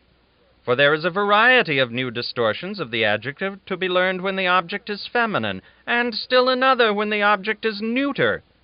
Now there are more adjectives in this language than there are black cats in Switzerland, and they must all be as elaborately declined as the examples above suggested. Difficult? Troublesome? These words cannot describe it. I heard a Californian student in Heidelberg say, in one of his calmest moods, that he would rather decline 2 drinks than 1 German adjective. The inventor of the language seems to have taken pleasure in complicating it in every way he could think of. For instance, if one is casually referring to a house, or a horse, Pferd, or a dog, Hund, he spells these words, as I have indicated, but if he is referring to them in the dative case, he sticks on a foolish and unnecessary E and spells them Hause, Pferde, Hunde. So, as an added E often signifies the plural, as the S does with us, the new student is likely to go on for a month making twins out of a dative dog before he discovers his mistake.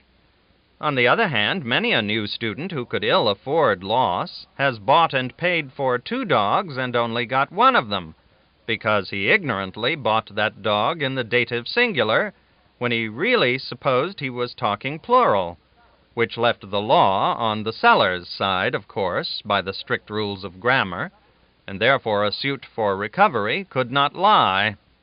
In German, all the nouns begin with a capital letter. Now that is a good idea, and a good idea in this language is necessarily conspicuous from its lonesomeness.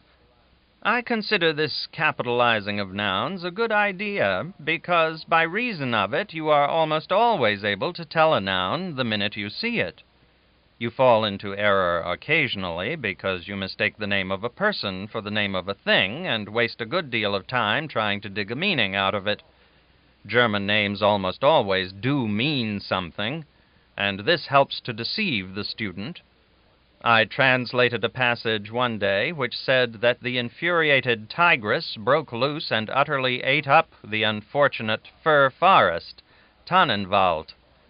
When I was girding up my loins to doubt this, I found out that Tannenwald in this instance was a man's name. Every noun has a gender, and there is no sense or system in the distribution, so the gender of each must be learned separately and by heart. There is no other way. To do this, one has to have a memory like a memorandum book. In German, a young lady has no sex, while a turnip has. Think what overwrought reverence that shows for the turnip, and what callous disrespect for the girl. See how it looks in print. I translate this from a conversation in one of the best of the German Sunday school books. Gretchen: Wilhelm, where is the turnip? Wilhelm: She has gone to the kitchen. Gretchen: Where is the accomplished and beautiful English maiden? Wilhelm: It has gone to the opera. To continue with the German genders, a tree is male, its buds are female, its leaves are neuter.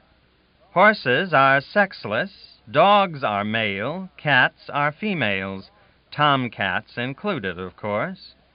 A person's mouth, neck, bosom, elbows, fingers, nails, feet, and body are of the male sex, and his head is male or neuter according to the word selected to signify it, and not according to the sex of the individual who wears it.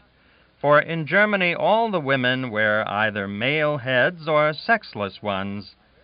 A person's nose, lips, shoulders, breast, hands, hips, and toes are of the female sex, and his hair, ears, eye, chin, legs, knees, heart, and conscience haven't any sex at all. The inventor of the language probably got what he knew about a conscience from hearsay.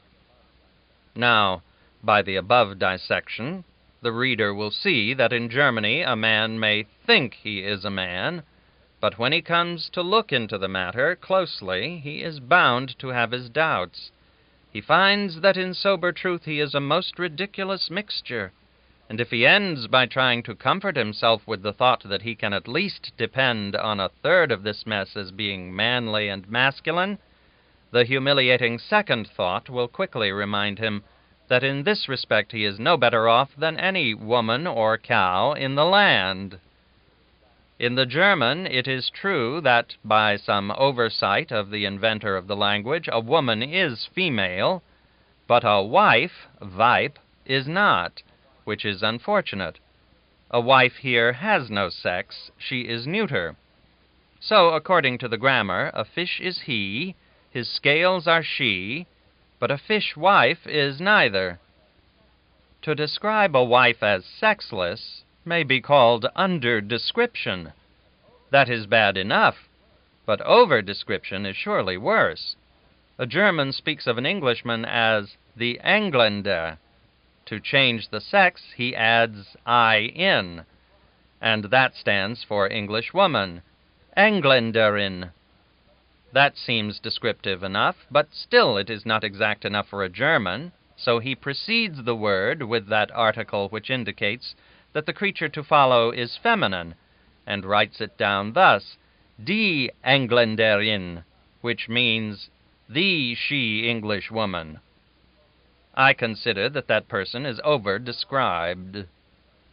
Well, after the student has learned the sex of a great number of nouns, he is still in difficulty, because he finds it impossible to persuade his tongue to refer to things as he and she and him and her, which it has been always accustomed to refer to as it.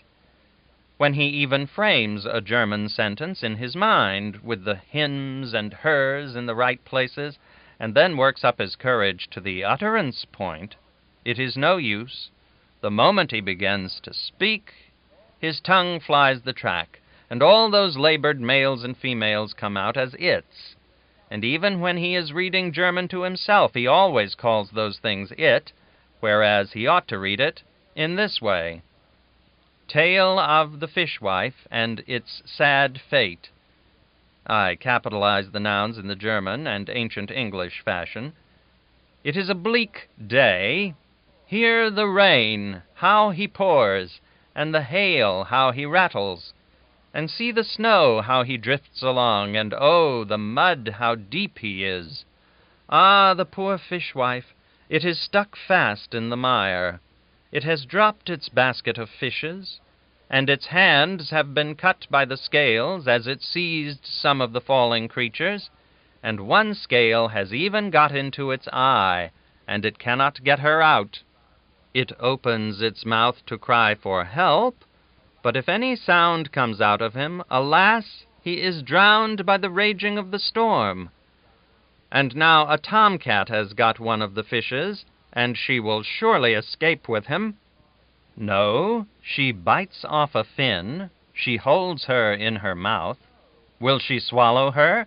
No, the fishwife's brave mother-dog deserts his puppies and rescues the fin, which he eats himself as his reward. Oh, horror! The lightning has struck the fish-basket. He sets him on fire. See the flame, how she licks the doomed utensil with her red and angry tongue. Now she attacks the helpless fishwife's foot. She burns him up all but the big toe, and even she is partly consumed. And still she spreads, still she waves her fiery tongues. She attacks the fishwife's leg and destroys it. She attacks its hand and destroys her. She attacks its poor worn garment and destroys her also. She attacks its body and consumes him. She wreathes herself about its heart, and it is consumed. Next about its breast, and in a moment she is a cinder. Now she reaches its neck. He goes. Now its chin. It goes. Now its nose. She goes. In another moment, except help come, the fishwife will be no more. Time presses. Is there none to succor and save? Yes, joy, you! With flying feet the she-Englishwoman comes. But alas, the generous she-female is too late. Where now is the fated fishwife? It has ceased from its sufferings. It has gone to a better land. All that is left of it for its loved ones to lament over is this poor smoldering ash-heap. Ah, woeful, woeful ash-heap! Let us take him up tenderly, reverently upon the lowly shovel, and bear him to his long rest, with the prayer that when he rises again, it will be in a realm where he will have one good square responsible sex, and have it all to himself, instead of having a mangy lot of assorted sexes scattered all over him in spots. There now, the reader can see for himself that this pronoun business is a very awkward thing for the unaccustomed tongue. I suppose that in all languages the similarities of look and sound between words which have no similarity in meaning are a fruitful source of perplexity to the foreigner. It is so in our own tongue, and it is notably the case in the German. Now, there is that troublesome word, vermählt. To me it has so close a resemblance, either real or fancied, to 3 or 4 other words, that I never know whether it means despised, painted, suspected, or married, until I look in the dictionary, and then I find it means the latter. There are lots of such words, and they are a great torment. To increase the difficulty, there are words which seem to resemble each other, and yet do not. But they make just as much trouble as if they did. For instance, there is the word vermieten, to let, to lease, to hire, and the word verheiraten, another way of saying to marry. I heard of an Englishman who knocked at a man's door in Heidelberg and proposed in the best German he could command to verheiraten that house. Then there are some words which mean one thing when you emphasize the first syllable, but mean something very different if you throw the emphasis on the last syllable. For instance, there is a word which means a runaway, or the act of glancing through a book, according to the placing of the emphasis, and another word which signifies to associate with a man, or to avoid him, according to where you put the emphasis. And you can generally depend on putting it in the wrong place and getting into trouble. There are some exceedingly useful words in this language, Schlag, for example, and Zug. There are 3/4 of a column of Schlags in the dictionary, and a column and a half of Zugs. The word Schlag means blow, stroke, dash, hit, shock, clap, slap, time, bar, coin, stamp, kind, sort, manner, way, apoplexy, wood-cutting, enclosure, field, forest clearing. This is its simple and exact meaning, that is to say, its restricted, its fettered meaning. But there are ways by which you can set it free, so that it can soar away as on the wings of the morning and never be at rest. You can hang any word you please to its tail and make it mean anything you want to. You can begin with Schlagader, which means artery, and you can hang on the whole dictionary, word by word, clear through the alphabet to Schlagwasser, which means bilge water, and including Schlagmutter, which means mother-in-law. Just the same with Zug. Strictly speaking, Zug means pull, tug, draft, procession, march, progress, flight, direction, expedition, train, caravan, passage, stroke, touch, line, flourish, trait of character, feature, lineament, chess move, organ stop, team, whiff, bias, drawer, propensity, inhalation, disposition. But that thing which it does not mean, when all its legitimate pendants have been hung on, has not been discovered yet. One cannot overestimate the usefulness of Schlag and Zug. Armed just with these two, and the word also, what cannot the foreigner on German soil accomplish? The German word also is the equivalent of the English phrase, you know, and does not mean anything at all in talk, though it sometimes does in print. Every time a German opens his mouth, an also falls out, and every time he shuts it, he bites one in two that was trying to get out.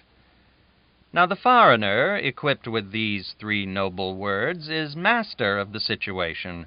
Let him talk right along fearlessly. Let him pour his indifferent German forth, and when he lacks for a word, let him heave a Schlag into the vacuum. All the chances are that it fits it like a plug. But if it doesn't, let him promptly heave a Zug after it. The two together can hardly fail to bung the hole.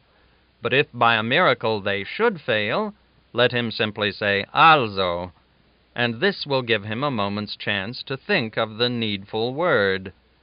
In Germany, when you load your conversational gun, it is always best to throw in a Schlag or two and a Zug or two, because it doesn't make any difference how much the rest of the charge may scatter. You are bound to bag something with them. Then you blandly say also and load up again.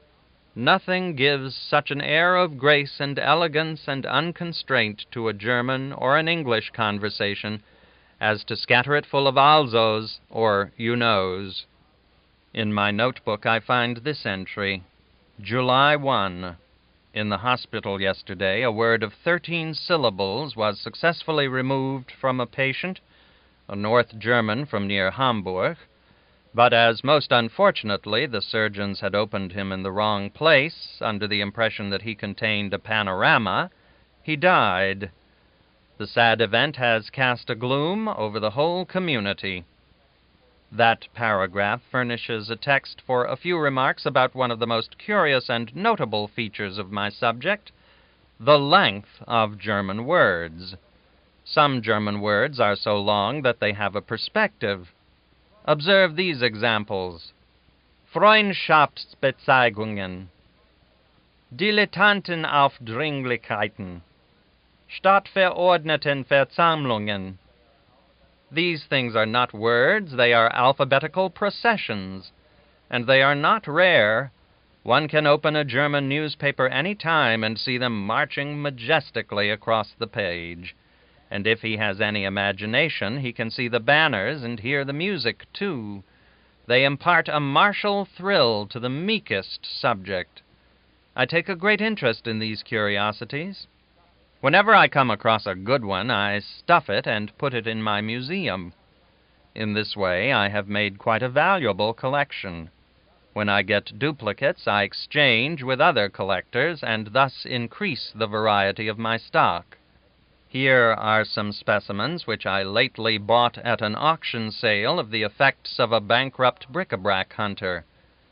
Generalstaatsverordnetenversammlungen, Altertumswissenschaften, Kinderbewahrungsanstalten, Unabhängigkeitserklärungen, Wiederherstellungsbestrebungen, Waffenstillstandsunterhandlungen. Of course, when one of these grand mountain ranges goes stretching across the printed page, it adorns and ennobles that literary landscape, but at the same time it is a great distress to the new student, for it blocks up his way. He cannot crawl under it, or climb over it, or tunnel through it, so he resorts to the dictionary for help. But there is no help there. The dictionary must draw the line somewhere, so it leaves this sort of words out. And it is right, because these long things are hardly legitimate words, but are rather combinations of words, and the inventor of them ought to have been killed. They are compound words with the hyphens left out. The various words used in building them are in the dictionary, but in a very scattered condition, so you can hunt the materials out, one by one, and get at the meaning at last, but it is a tedious and harassing business. I have tried this process upon some of the above examples. Freundschaftsbezeigungen seems to be friendship demonstrations, which is only a foolish and clumsy way of saying demonstrations of friendship. Unabhängigkeitserklärung seems to be independence declarations, which is no improvement upon declarations of independence as far as I can see. Generalstaatsverordnetenversammlungen seems to be General States Representatives meetings, as nearly as I can get at it, a mere rhythmical, gushy euphemism for meetings of the legislature, I judge. We used to have a good deal of this sort of crime in our literature, but it has gone out now. We used to speak of a thing as a never-to-be-forgotten circumstance, instead of cramping it into the simple and sufficient word memorable, and then going calmly about our business as if nothing had happened. In those days, we were not content to embalm the thing and bury it decently. We wanted to build a monument over it. But in our newspapers, the compounding disease lingers a little to the present day. But with the hyphens left out in the German fashion, this is the shape it takes. Instead of saying, Mr. Simmons, clerk of the county and district courts, was in town yesterday, the new form puts it thus: Clerk of the county and district court Simmons was in town yesterday. This saves neither time nor ink, and has an awkward sound besides. One often sees a remark like this in our papers: Mrs. Assistant District Attorney Johnson returned to her city residence yesterday for the season. That is a case of really unjustifiable compounding, because it not only saves no time or trouble, but confers a title on Mrs. Johnson which she has no right to. But these little instances are trifles indeed, contrasted with the ponderous and dismal German system of piling jumbled compounds together. I wish to submit the following local item from a Mannheim journal by way of illustration. In the day before yesterday, shortly after 11 o'clock night, the in this town standing tavern called the Wagoner was downburnt. When the fire to the on the down-burning house resting stork's nest reached, flew the parent storks away. But when the by the raging fire surrounded nest itself caught fire, straightway plunged the quick-returning mother stork into the flames and died, her wings over her young ones outspread. Even the cumbersome German construction is not able to take the pathos out of that picture. Indeed, it somehow seems to strengthen it. This item is dated away back yonder months ago. I could have used it sooner, but I was waiting to hear from the father stork. I am still waiting. Also, if I have not shown that the German is a difficult language, I have at least intended to do it. I have often heard of an American student who was asked how he was getting along with his German and who answered promptly, "I am not getting along at all. I have worked at it hard for 3 level months,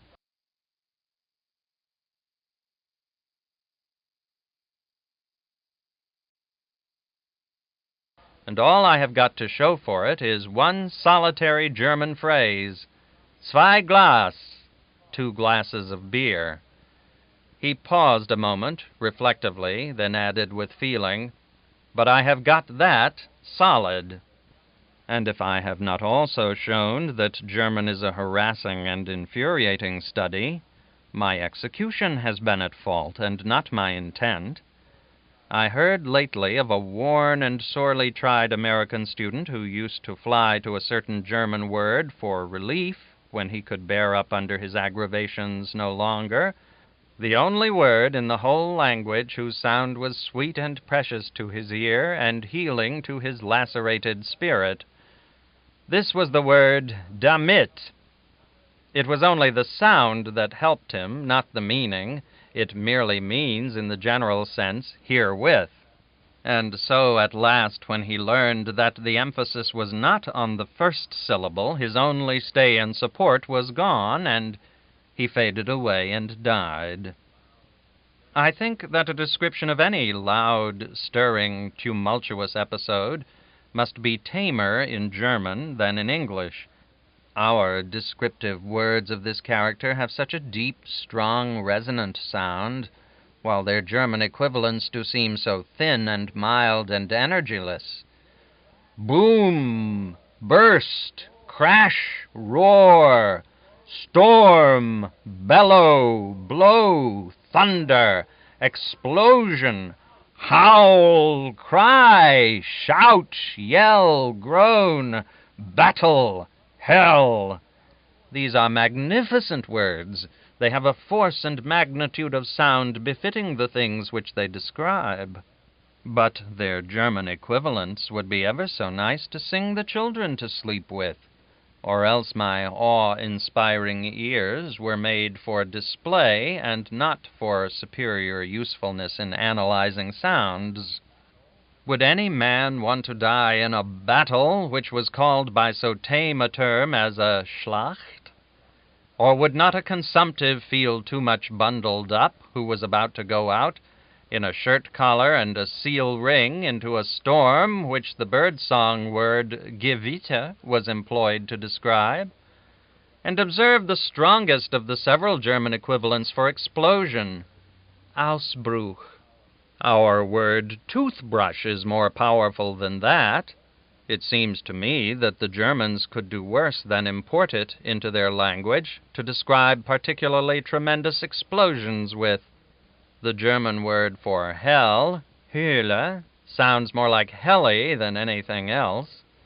Therefore, how necessarily chipper, frivolous, and unimpressive it is.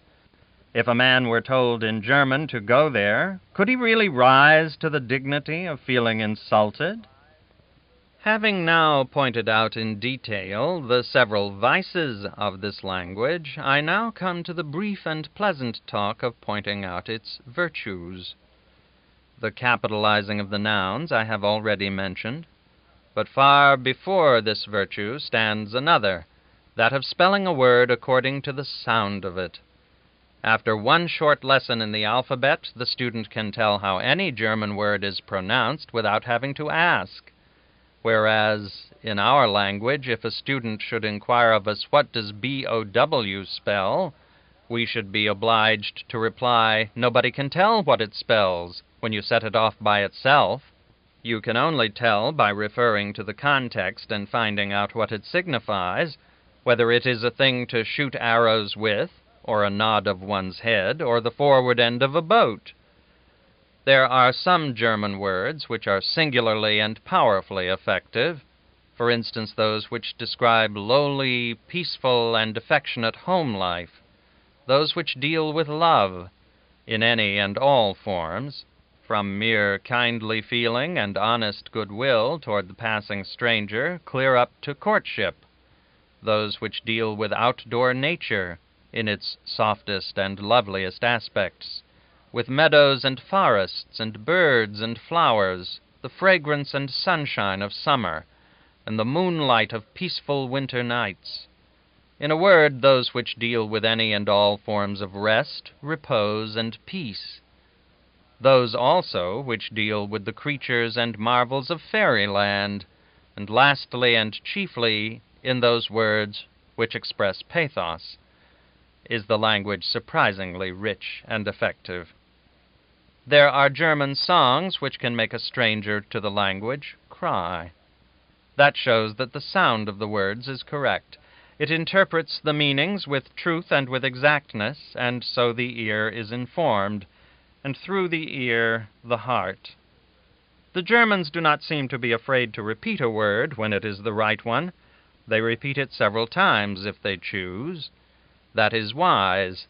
But in English, when we have used a word a couple of times in a paragraph, we imagine we are growing tautological, and so we are weak enough to exchange it for some other word which only approximates exactness, to escape what we wrongly fancy is a greater blemish. Repetition may be bad, but surely inexactness is worse. There are people in the world who will take a great deal of trouble to point out the faults in a religion or a language, and then go gladly about their business without suggesting any remedy. I am not that kind of a person. I have shown that the German language needs reforming. Very well, I am ready to reform it. At least I am ready to make the proper suggestions. Such a course as this might be immodest in another, but I have devoted upwards of 9 full weeks, first and last, to a careful and critical study of this tongue, and thus have acquired a confidence in my ability to reform it which no mere superficial culture could have conferred upon me. In the first place, I would leave out the dative case. It confuses the plurals, and besides, nobody ever knows when he is in the dative case except he discover it by accident, and then he does not know when or where it was that he got into it, or how long he has been in it, or how he is ever going to get out of it again. The dative case is but an ornamental folly. It is better to discard it. In the next place, I would move the verb further up to the front. You may load up with ever so good a verb, but I notice that you never really bring down a subject with it at the present German range. You only cripple it. So I insist that this important part of speech should be brought forward to a position where it may be easily seen with the naked eye. Thirdly, I would import some strong words from the English tongue to swear with, and also to use in describing all sorts of vigorous things in a vigorous way. Verdammt and its variations and enlargements are words which have plenty of meaning, but the sounds are so mild and ineffectual that German ladies can use them without sin. German ladies who could not be induced to commit a sin by any persuasion or compulsion promptly rip out one of these harmless little words when they tear their dresses or don't like the soup. It sounds about as wicked as our "my gracious." German ladies are constantly saying, "Ach Gott, mein Gott, Gott in Himmel, Herr Gott, der Herr Jesus," etc. They think our ladies have the same custom, perhaps, for I once heard a gentle and lovely old German lady say to a sweet young American girl, "The two languages are so alike. How pleasant that is. We say, Ach Gott, you say, God damn." Fourthly, I would reorganize the sexes and distribute them according to the will of the Creator. This as a tribute of respect, if nothing else. Fifthly, I would do away with those great, long, compounded words, or require the speaker to deliver them in sections with intermissions for refreshments. To wholly do away with them would be best, for ideas are more easily received and digested when they come one at a time than when they come in bulk. Intellectual food is like any other. It is pleasanter and more beneficial to take it with a spoon than with a shovel. Sixthly, I would require a speaker to stop when he is done, and not hang a string of those useless haben, sind, gewesen, gehabt, haben, geworden signs to the end of his oration. This sort of gewgaws undignify a speech instead of adding a grace. They are therefore an offense and should be discarded. Seventhly, I would discard the parenthesis, also the re-parenthesis, the re-parenthesis, and the re parenthesis, and likewise the final wide-reaching, all-enclosing king parenthesis. I would require every individual, be he high or low, to unfold a plain, straightforward tale, or else coil it and sit on it and hold his peace. Infractions of this law should be punishable with death. And eighthly and lastly, I would retain Zug and Schlag with their pendants, and discard the rest of the vocabulary. This would simplify the language. I have now named what I regard as the most necessary and important changes. These are perhaps all I could be expected to name for nothing, but there are other suggestions which I can make and will make in case my proposed application shall result in my being formally employed by the government in the work of reforming the language. My philological studies have satisfied me that a gifted person ought to learn English, barring spelling and pronouncing, in 30 hours, French in 30 days, and German in 30 years. It seems manifest, then, that the latter tongue ought to be trimmed down and repaired. If it is to remain as it is, it ought to be gently and reverently set aside among the dead languages, for only the dead have time to learn it. A 4th of July oration in the German tongue, delivered at a banquet of the Anglo-American Club of Students by the author of this book. Gentlemen, since I arrived a month ago in this old wonderland, this vast garden of Germany, my English tongue has so often proved a useless piece of baggage to me, and so troublesome to carry around in a country where they haven't the checking system for luggage, that I finally set to work last week and learned the German language.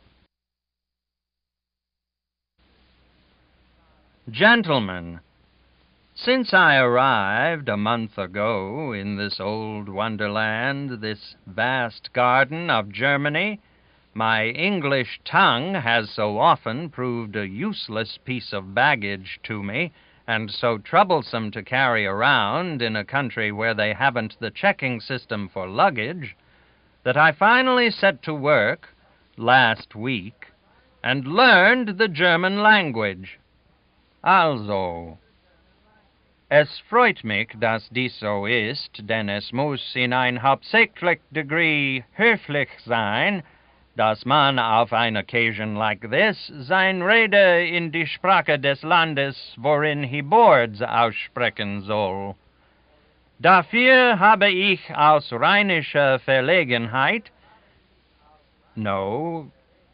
Vergangenheit, I mean Höflichkeit, aus rheinischer Höflichkeit habe ich resolved to tackle this business in the German language, Gottes Willen. Also, Sie müssen so freundlich sein und verzeih mich die Interlarding von ein oder zwei englische Worte, hi und da, denn ich finde, dass die Deutsche is not a very copious language, and so when you've really got anything to say, you've got to draw on a language that can stand the strain. Wenn aber man kann nicht meinem Reden verstehen, so werde ich ihm später dasselbe übersetzt, wenn solcher Dienst verlangen wollen haben werden sollen sein hätte. I don't know what wollen haben werden sollen sein hätte means, but I notice they always put it at the end of a German sentence, merely for general literary gorgeousness, I suppose. This is a great and justly honored day, a day which is worthy of the veneration in which it is held by the true patriots of all climes and nationalities, a day which offers a fruitful theme for thought and speech.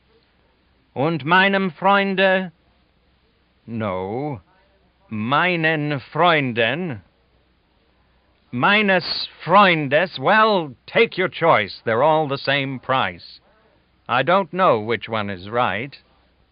Also, ich habe gehabt, haben worden gewesen sein, as Goethe says in his Paradise Lost. Ich, that is to say, ich. But let us change cars. Also, die Anblick so viele großbritannische und amerikanische hier zusammengetroffen in brüderlicher Concord ist zwar a welcome and inspiriting spectacle, and what has moved you to it? Can the terse German tongue rise to the expression of this simple impulse? Is it Freundschaftsbezeigungen statt verordneten Versammlungen Familieneigentümlichkeiten?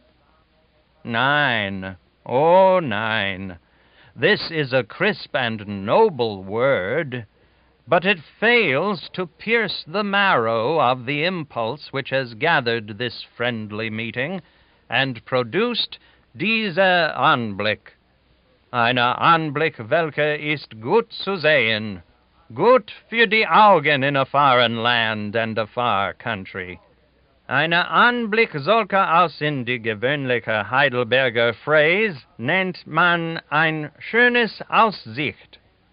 Ja, freilich, natürlich, wahrscheinlich ebenso wohl.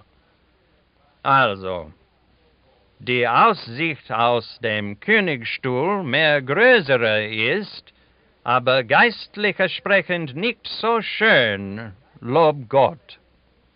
Because sie sind hier zusammengetroffen in brüderlichem Concord, einen großen Tag zu feiern, whose high benefits were not for one land and one locality only, but have conferred a measure of good upon all lands that know liberty today and love it. 100 Jahre vorüber waren die Engländer und die Amerikaner Feinde, aber heute sind sie herzlichen Freunde, Gott sei Dank. May this good fellowship endure. May these banners, here blended in amity, so remain. May they never any more wave over opposing hosts, or be stained with blood which was kindred, is kindred, and always will be kindred, until a line drawn upon a map shall be able to say, "This bars the ancestral blood from flowing in the veins of the descendant." Appendix E, Legend of the Castles, called The Swallow's Nest and The Brother, as condensed from The Captain's Tale. In the neighborhood of 300 years ago, the Swallow's Nest and the larger castle between it and Neckarsteinach were owned and occupied by two old knights who were twin brothers and bachelors. They had no relatives. They were very rich. They had fought through the wars and retired to private life, covered with honorable scars. They were honest, honorable men in their dealings, but the people had given them a couple of nicknames which were very suggestive: Herr Give-Naught and Herr Heartless. The old knights were so proud of these names that if a burgher called them by their right ones, they would correct him. The most renowned scholar in Europe at that time was the Herr Dr. Franz Reichmann, who lived in Heidelberg. All Germany was proud of the venerable scholar, who lived in the simplest way, for great scholars are always poor. He was poor as to money, but very rich in his sweet young daughter Hildegard and his library. He had been all his life collecting his library, book by book, and he loved it as a miser loves his hoarded gold.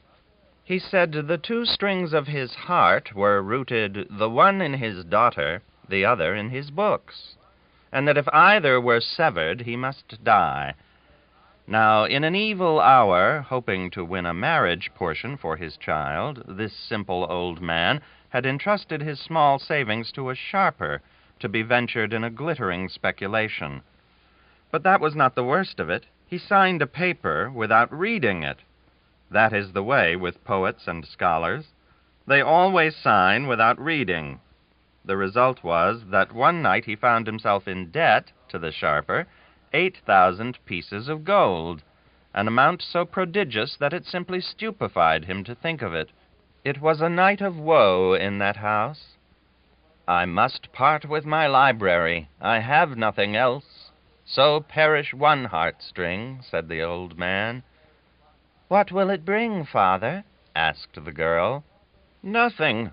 It is worth 700 pieces of gold, but by auction it will go for little or nothing." "Then you will have parted with the half of your heart and the joy of your life to no purpose, since so mighty a burden of debt will remain behind." "There is no help for it, my child. Our darlings must pass under the hammer. We must pay what we can." "My father, I have a feeling that the dear Virgin will come to our help. Let us not lose heart." "She cannot devise a miracle that will turn nothing into 8,000 gold pieces, and lesser help will bring us little peace." "She can do even greater things, my father. She will save us. I know she will." Toward morning, while the old man sat exhausted and asleep in his chair, where he had been sitting before his books as one who watches by his beloved dead and prints the features on his memory for a solace in the aftertime of empty desolation, his daughter sprang into the room and gently woke him, saying, "My presentiment was true. She will save us. 3 times has she appeared to me in my dreams and said, 'Go to the Herr Give-Not, go to the Herr Heartless, ask them to come and bid.' There, did I not tell you she would save us, the thrice-blessed Virgin?" Sad as the old man was, he was obliged to laugh. "Thou mightest as well appeal to the rocks their castles stand upon as to the harder ones that lie in those men's breasts, my child. They bid on books writ in the legend tongues. They can scarce read their own." But Hildegard's faith was in no wise shaken. Bright and early she was on her way up the Neckar road, as joyous as a bird. Meantime, Herr Give-Not and Herr Heartless were having an early breakfast in the former's castle, the Sparrow's Nest, and flavoring it with a quarrel. For although these twins bore a love for each other which almost amounted to worship, there was one subject upon which they could not touch without calling each other hard names, and yet it was the subject which they oftenest touched upon. "I tell you," said Give-Not, "you will beggar yourself yet with your insane squanderings of money upon what you choose to consider poor and worthy objects. All these years I have implored you to stop this foolish custom and husband your means, but all in vain. You are always lying to me about these secret benevolences, but you never have managed to deceive me yet. Every time a poor devil has been set upon his feet, I have detected your hand in it. Incorrigible ass! Every time you didn't set him on his feet yourself, you mean. Where I give one unfortunate a little private lift, you do the same for a dozen. The idea of yours swelling about the country and petting yourself with the nickname of Give-Not. Intolerable humbug! Before I would be such a fraud as that, I would cut my right hand off. Your life is a continual lie. But go on. I have tried my best to save you from beggaring yourself by your riotous charities. Now for the 1,000th time I wash my hands of the consequences. A maundering old fool, that's what you are. And you a blethering old idiot, roared Givenaught, springing up. I won't stay in the presence of a man who has no more delicacy than to call me such names. Mannerless swine. So saying, Herr Heartless sprang up in a passion. But some lucky accident intervened, as usual, to change the subject, and the daily quarrel ended in the customary, daily loving reconciliation. The gray-headed old eccentrics parted, and Herr Heartless walked off to his own castle. Half an hour later, Hildegard was standing in the presence of Herr Givenaught. He heard her story and said, I am sorry for you, my child, but I am very poor. I care nothing for bookish rubbish. I shall not be there. He said the hard words kindly, but they nearly broke poor Hildegard's heart, nevertheless. When she was gone, the old heartbreaker muttered, rubbing his hands, It was a good stroke.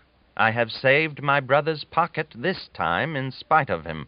Nothing else would have prevented his rushing off to rescue the old scholar, the pride of Germany, from his troubles. The poor child won't venture near him after the rebuff she has received from his brother, the Givenaught. But he was mistaken. The Virgin had commanded, and Hildegard would obey. She went to Herr Heartless and told her story. But he said coldly, I am very poor, my child, and books are nothing to me. I wish you well, but I shall not come. When Hildegard was gone, he chuckled and said, How my fool of a soft-headed, soft-hearted brother would rage if he knew how cunningly I have saved his pocket. How he would have flown to the old man's rescue, but the girl won't venture near him now. When Hildegard reached home, her father asked her how she had prospered. She said, The Virgin has promised, and she will keep her word, but not in the way I thought. She knows her own ways, and they are best. The old man patted her on the head and smiled a doubting smile, but he honored her for her brave faith nevertheless. Part 2. Next day, the people assembled in the great hall of the Ritter Tavern to witness the auction, for the proprietor had said the treasure of Germany's most honored son should be bartered away in no meaner place. Hildegard and her father sat close to the books, silent and sorrowful, and holding each other's hands. There was a great crowd of people present. The bidding began. How much for this precious library, just as it stands, all complete? Called the auctioneer. 50 pieces of gold. 100. 200. 3. 4. 500. 525. A brief pause. 540. A longer pause, while the auctioneer redoubled his persuasions. 545. A heavy drag, the auctioneer persuaded, pleaded, implored. It was useless. Everybody remained silent. Well, then, going. 1, 2, 550. This in a shrill voice from a bent old man, all hung with rags, and with a green patch over his left eye. Everybody in the vicinity turned and gazed at him. It was Givenaught in disguise. He was using a disguised voice, too. Good, cried the auctioneer. Going. 1, 2, 560. This in a deep, harsh voice from the midst of the crowd at the other end of the room. The people nearby turned and saw an old man in a strange costume, supporting himself on crutches. He wore a long white beard and blue spectacles. It was Herr Heartless in disguise and using a disguised voice. Good again. Going. 1, 600. Sensation. The crowd raised a cheer, and someone cried out, Go it, Green Patch! This tickled the audience, and a score of voices shouted, Go it, Green Patch! Going, going, going. Third and last call. 1, 2, 700. Huzzah! Well done, Crutches, cried a voice. The crowd took it up and shouted all together, Well done, Crutches! Splendid, gentlemen. You are doing magnificently. Going, going. 1,000. 3 cheers for Green Patch. Up and at him, Crutches. Going, going. 2,000. And while the people cheered and shouted, Crutches muttered, Who can this devil be that is fighting so to get these useless books? But no matter, he shan't have them. The pride of Germany shall have his books, if it beggars me to buy them for him. Going, going, going. 3,000. Come, everybody, give a rouser for Green Patch.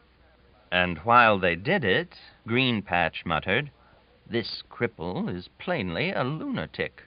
But the old scholar shall have his books nevertheless, though my pockets sweat for it. Going, going. 4,000. Huzzah! 5,000. Huzzah! 6,000. Huzzah! 7,000. Huzzah! 8,000.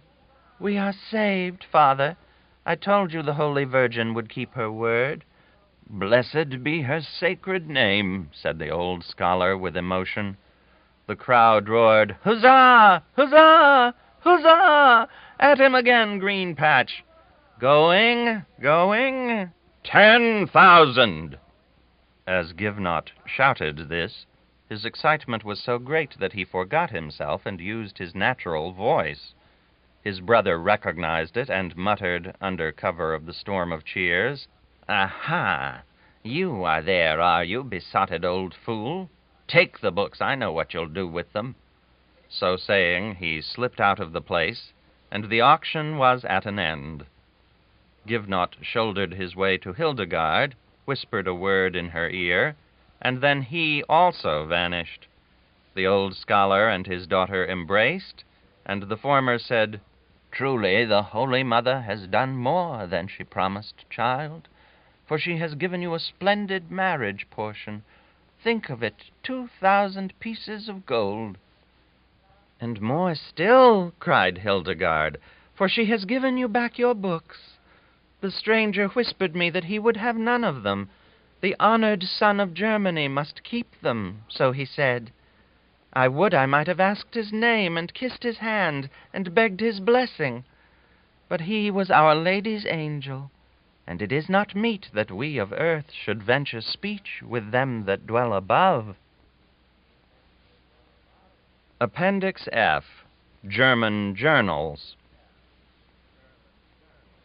The daily journals of Hamburg, Frankfurt, Baden, Munich, and Augsburg are all constructed on the same general plan.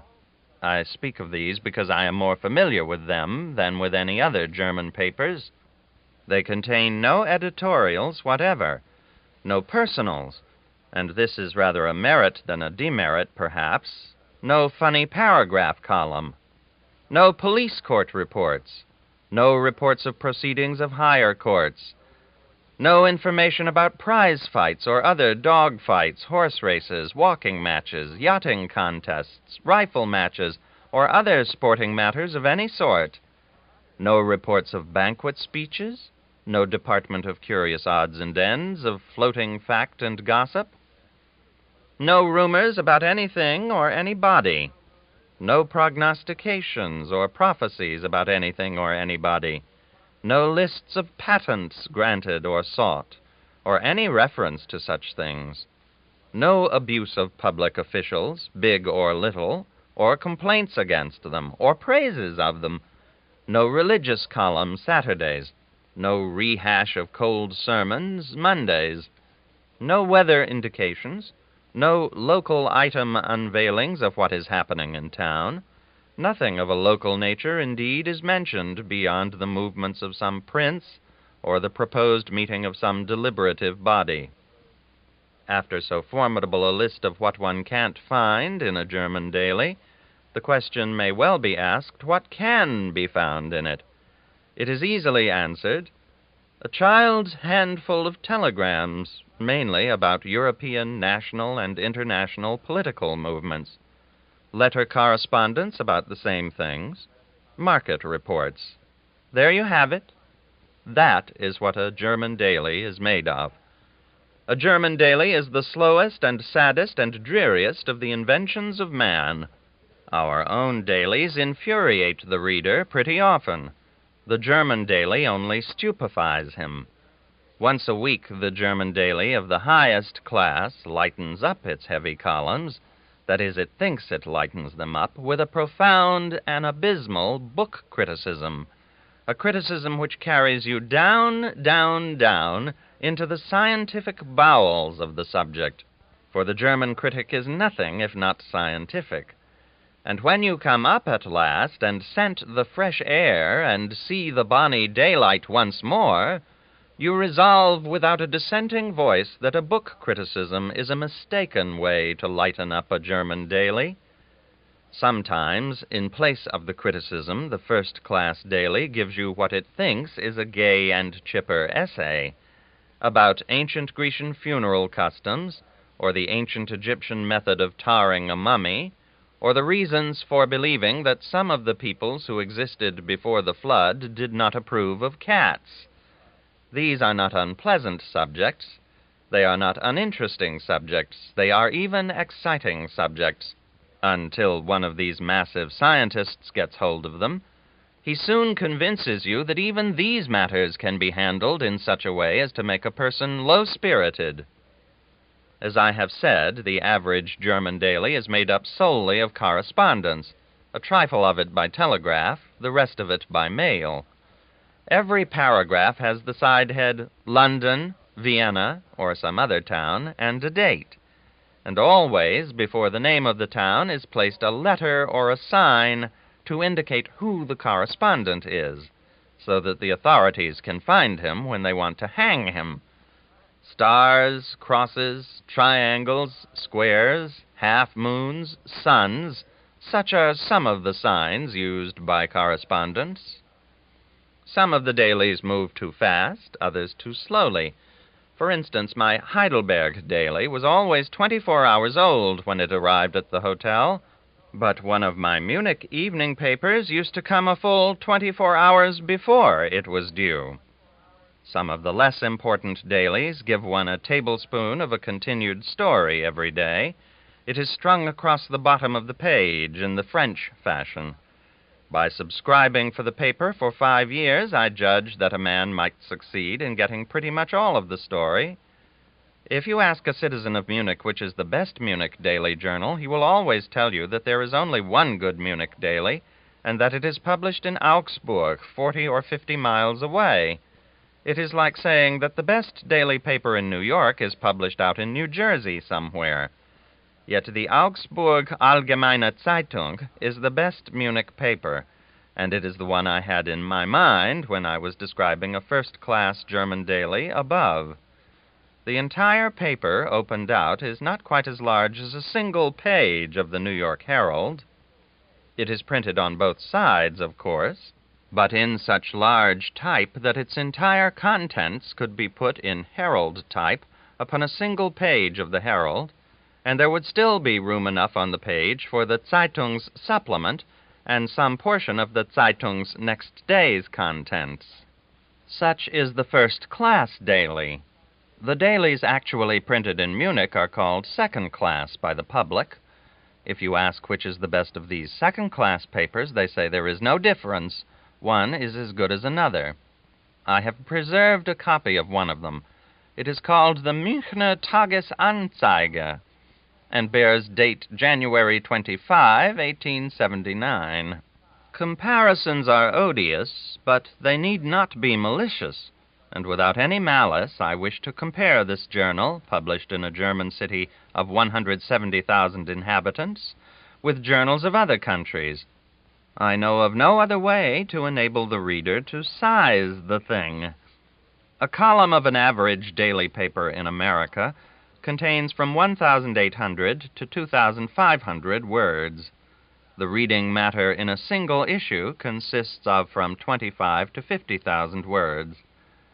The reading matter in my copy of the Munich Journal consists of a total of 1,654 words, for I counted them.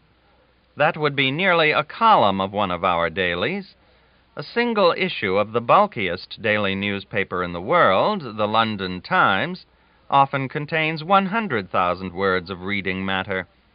Considering that the daily Anzeiger issues the usual 26 numbers per month, the reading matter in a single number of the London Times would keep it in copy 2 months and a half. The Anzeiger is an 8-page paper. Its page is 1 inch wider and 1 inch longer than a foolscap page. That is to say, the dimensions of its page are somewhere between those of a schoolboy's slate and a lady's pocket handkerchief. 1/4 of the first page is taken up with the heading of the journal. This gives it a rather top-heavy appearance. The rest of the first page is reading matter. All of the second page is reading matter. The other 6 pages are devoted to advertisements. The reading matter is compressed into 205 small pica lines and is lighted up with 8 pica headlines. The bill of fare is as follows. First, under a pica headline, to enforce attention and respect, is a 4-line sermon urging mankind to remember that although they are pilgrims here below, they are yet heirs of heaven, and that when they depart from earth, they soar to heaven. Perhaps a 4-line sermon in a Saturday paper is the sufficient German equivalent of the 8 or 10 columns of sermons which the New Yorkers get in their Monday morning papers. The latest news, 2 days old, follows the 4-line sermon under the pica headline, Telegrams. These are telegraphed with a pair of scissors out of the Augsburger Zeitung of the day before. These telegrams consist of 14 2/3 lines from Berlin, 15 lines from Vienna, and 2 5/8 lines from Calcutta. 33 small pica lines of telegraphic news in a daily journal in a king's capital of 170,000 inhabitants is surely not an overdose. Next, we have the pica heading, News of the Day, under which the following facts are set forth. Prince Leopold is going on a visit to Vienna, 6 lines. Prince Arnulf is coming back from Russia, 2 lines. The Landtag will meet at 10 o'clock in the morning and consider an election law, 3 lines and 1 word over.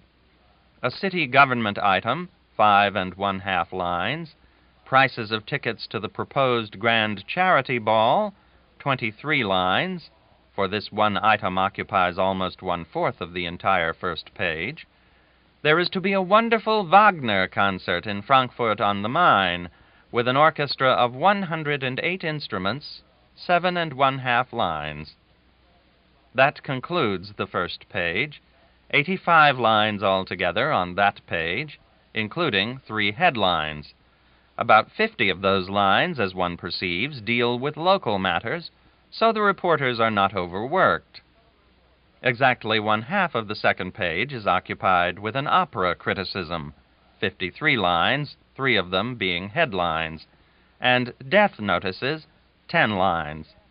The other half of the second page is made up of 2 paragraphs under the head of miscellaneous news. One of these paragraphs tells about a quarrel between the Tsar of Russia and his eldest son, 21 1/2 lines, and the other tells about the atrocious destruction of a peasant child by its parents, 40 lines, or 1/5 of the total of the reading matter contained in the paper. Consider what a 5th part of the reading matter of an American daily paper, issued in a city of 170,000 inhabitants, amounts to. Think what a mass it is. Would anyone suppose I could so snugly tuck away such a mass in a chapter of this book that it would be difficult to find it again if the reader lost his place? Surely not.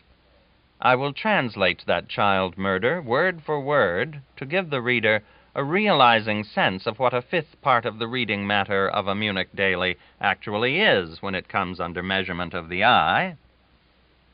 From Oberkreuzberg, January 21, the Donau Zeitung receives a long account of a crime which we shorten as follows. In Ramatuach, a village near Eppenschlach, lived a young married couple with 2 children, one of which, a boy aged 5, was born 3 years before the marriage. For this reason, and also because a relative at Egensbach had bequeathed 400 marks, $100, to the boy, the heartless father considered him in the way. So the unnatural parents determined to sacrifice him in the cruelest possible manner. They proceeded to starve him slowly to death, meantime frightfully maltreating him, as the village people now make known when it is too late.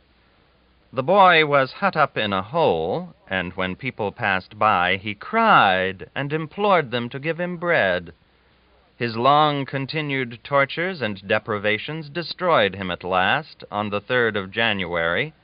The sudden, death of the child created suspicion, the more so as the body was immediately clothed and laid upon the bier. Therefore the coroner gave notice, and an inquest was held on the 6th. What a pitiful spectacle was disclosed then! The body was a complete skeleton. The stomach and intestines were utterly empty. They contained nothing whatever.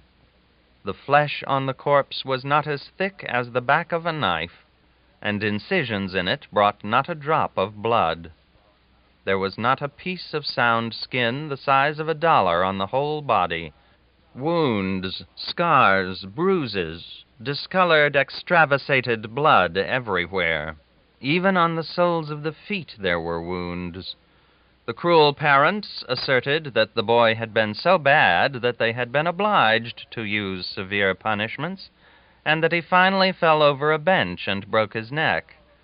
However, they were arrested 2 weeks after the inquest and put in the prison at Deggendorf. Yes, they were arrested 2 weeks after the inquest. What a home sound that has!